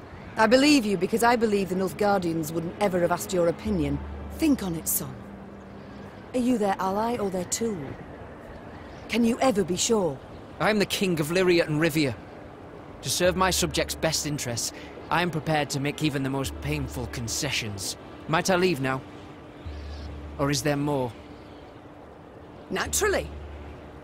How did you know you would find me here? I received Nilfgaardian reports to the effect that you've been seen in the pass. Oh, roses are red and so are your cheeks, my son. As ever when you're caught in a lie. Lyria is 2 weeks' travel hence. Had you received word only once I was here, we'd have been long gone from Mahakam by the time you assembled a force and completed the march. No. You were forewarned of our intended route. It means I've a traitor in my ranks. Another one. Get out of my sight, villain. And pray we only ever face one another on neutral ground. Meve struggled inside not to turn and gaze once more at her son. He'd changed since they'd last faced each other, grown manlier, and he wore the crown well. The Queen returned to her company. Her advisors shot her questioning glances, curious what she had discussed with Bruver. But Meve decided to keep the details to herself. One of them wore a Nilfgaardian lead around his neck. Until she knew who, she would have to remain vigilant. Time to march on. But in which direction? I've thought on it, Your Grace. We've strength enough to hit the foe, but still not the numbers to face him in open battle. So what do you propose? This war we cannot win alone, nor even with the dwarves at our side. But if we secure a victory, small yet symbolic, we shall show the other realms of the north all is not yet lost. Thus, I propose we attack behind the front lines, somewhere well clear of any major Imperial force. Where would you suggest? I'm considering Angren. To begin with, a thickly wooded marshy land, always helpful in clandestine operations. Secondly, the land's strategically important, as it's the chief source of building material for Nilfgaard's fleets. All too little, I fear. Since we require a victory that would be symbolic, we must strike where it shall hurt, and Angren just recently welcomed a new regent in the person of Count Coldwell, my third argument. Naturally, if Your Majesty wishes, I'm prepared to present alternatives to this. No need. We march at dawn. Meve had toiled, cajoled, persuaded, and gained the dwarves' support. She left Mahakam strengthened, markedly. Even so, the Queen was in a foul mood. For it was clear a traitor, a viper, nested among the Lyrians. Someone who had conveyed the Queen's plans to her foe. From this moment on, Meve would need to weigh every word she uttered, even in the presence of her closest associates. Your Grace, we must plot our course forward. Shall we take the western passage into Angren, or... Not now. When, then? Dawn approaches, yet we know nothing of where... I will not repeat myself. The Queen knew she would learn the traitor's identity in the end. If need be, she would tear the name from the throat of another turncoat, Count Coldwell. Meve drooled at the prospect of seeing Coldwell in chains, then passing him to the hangman. Saddle the horses. I shall take the fore.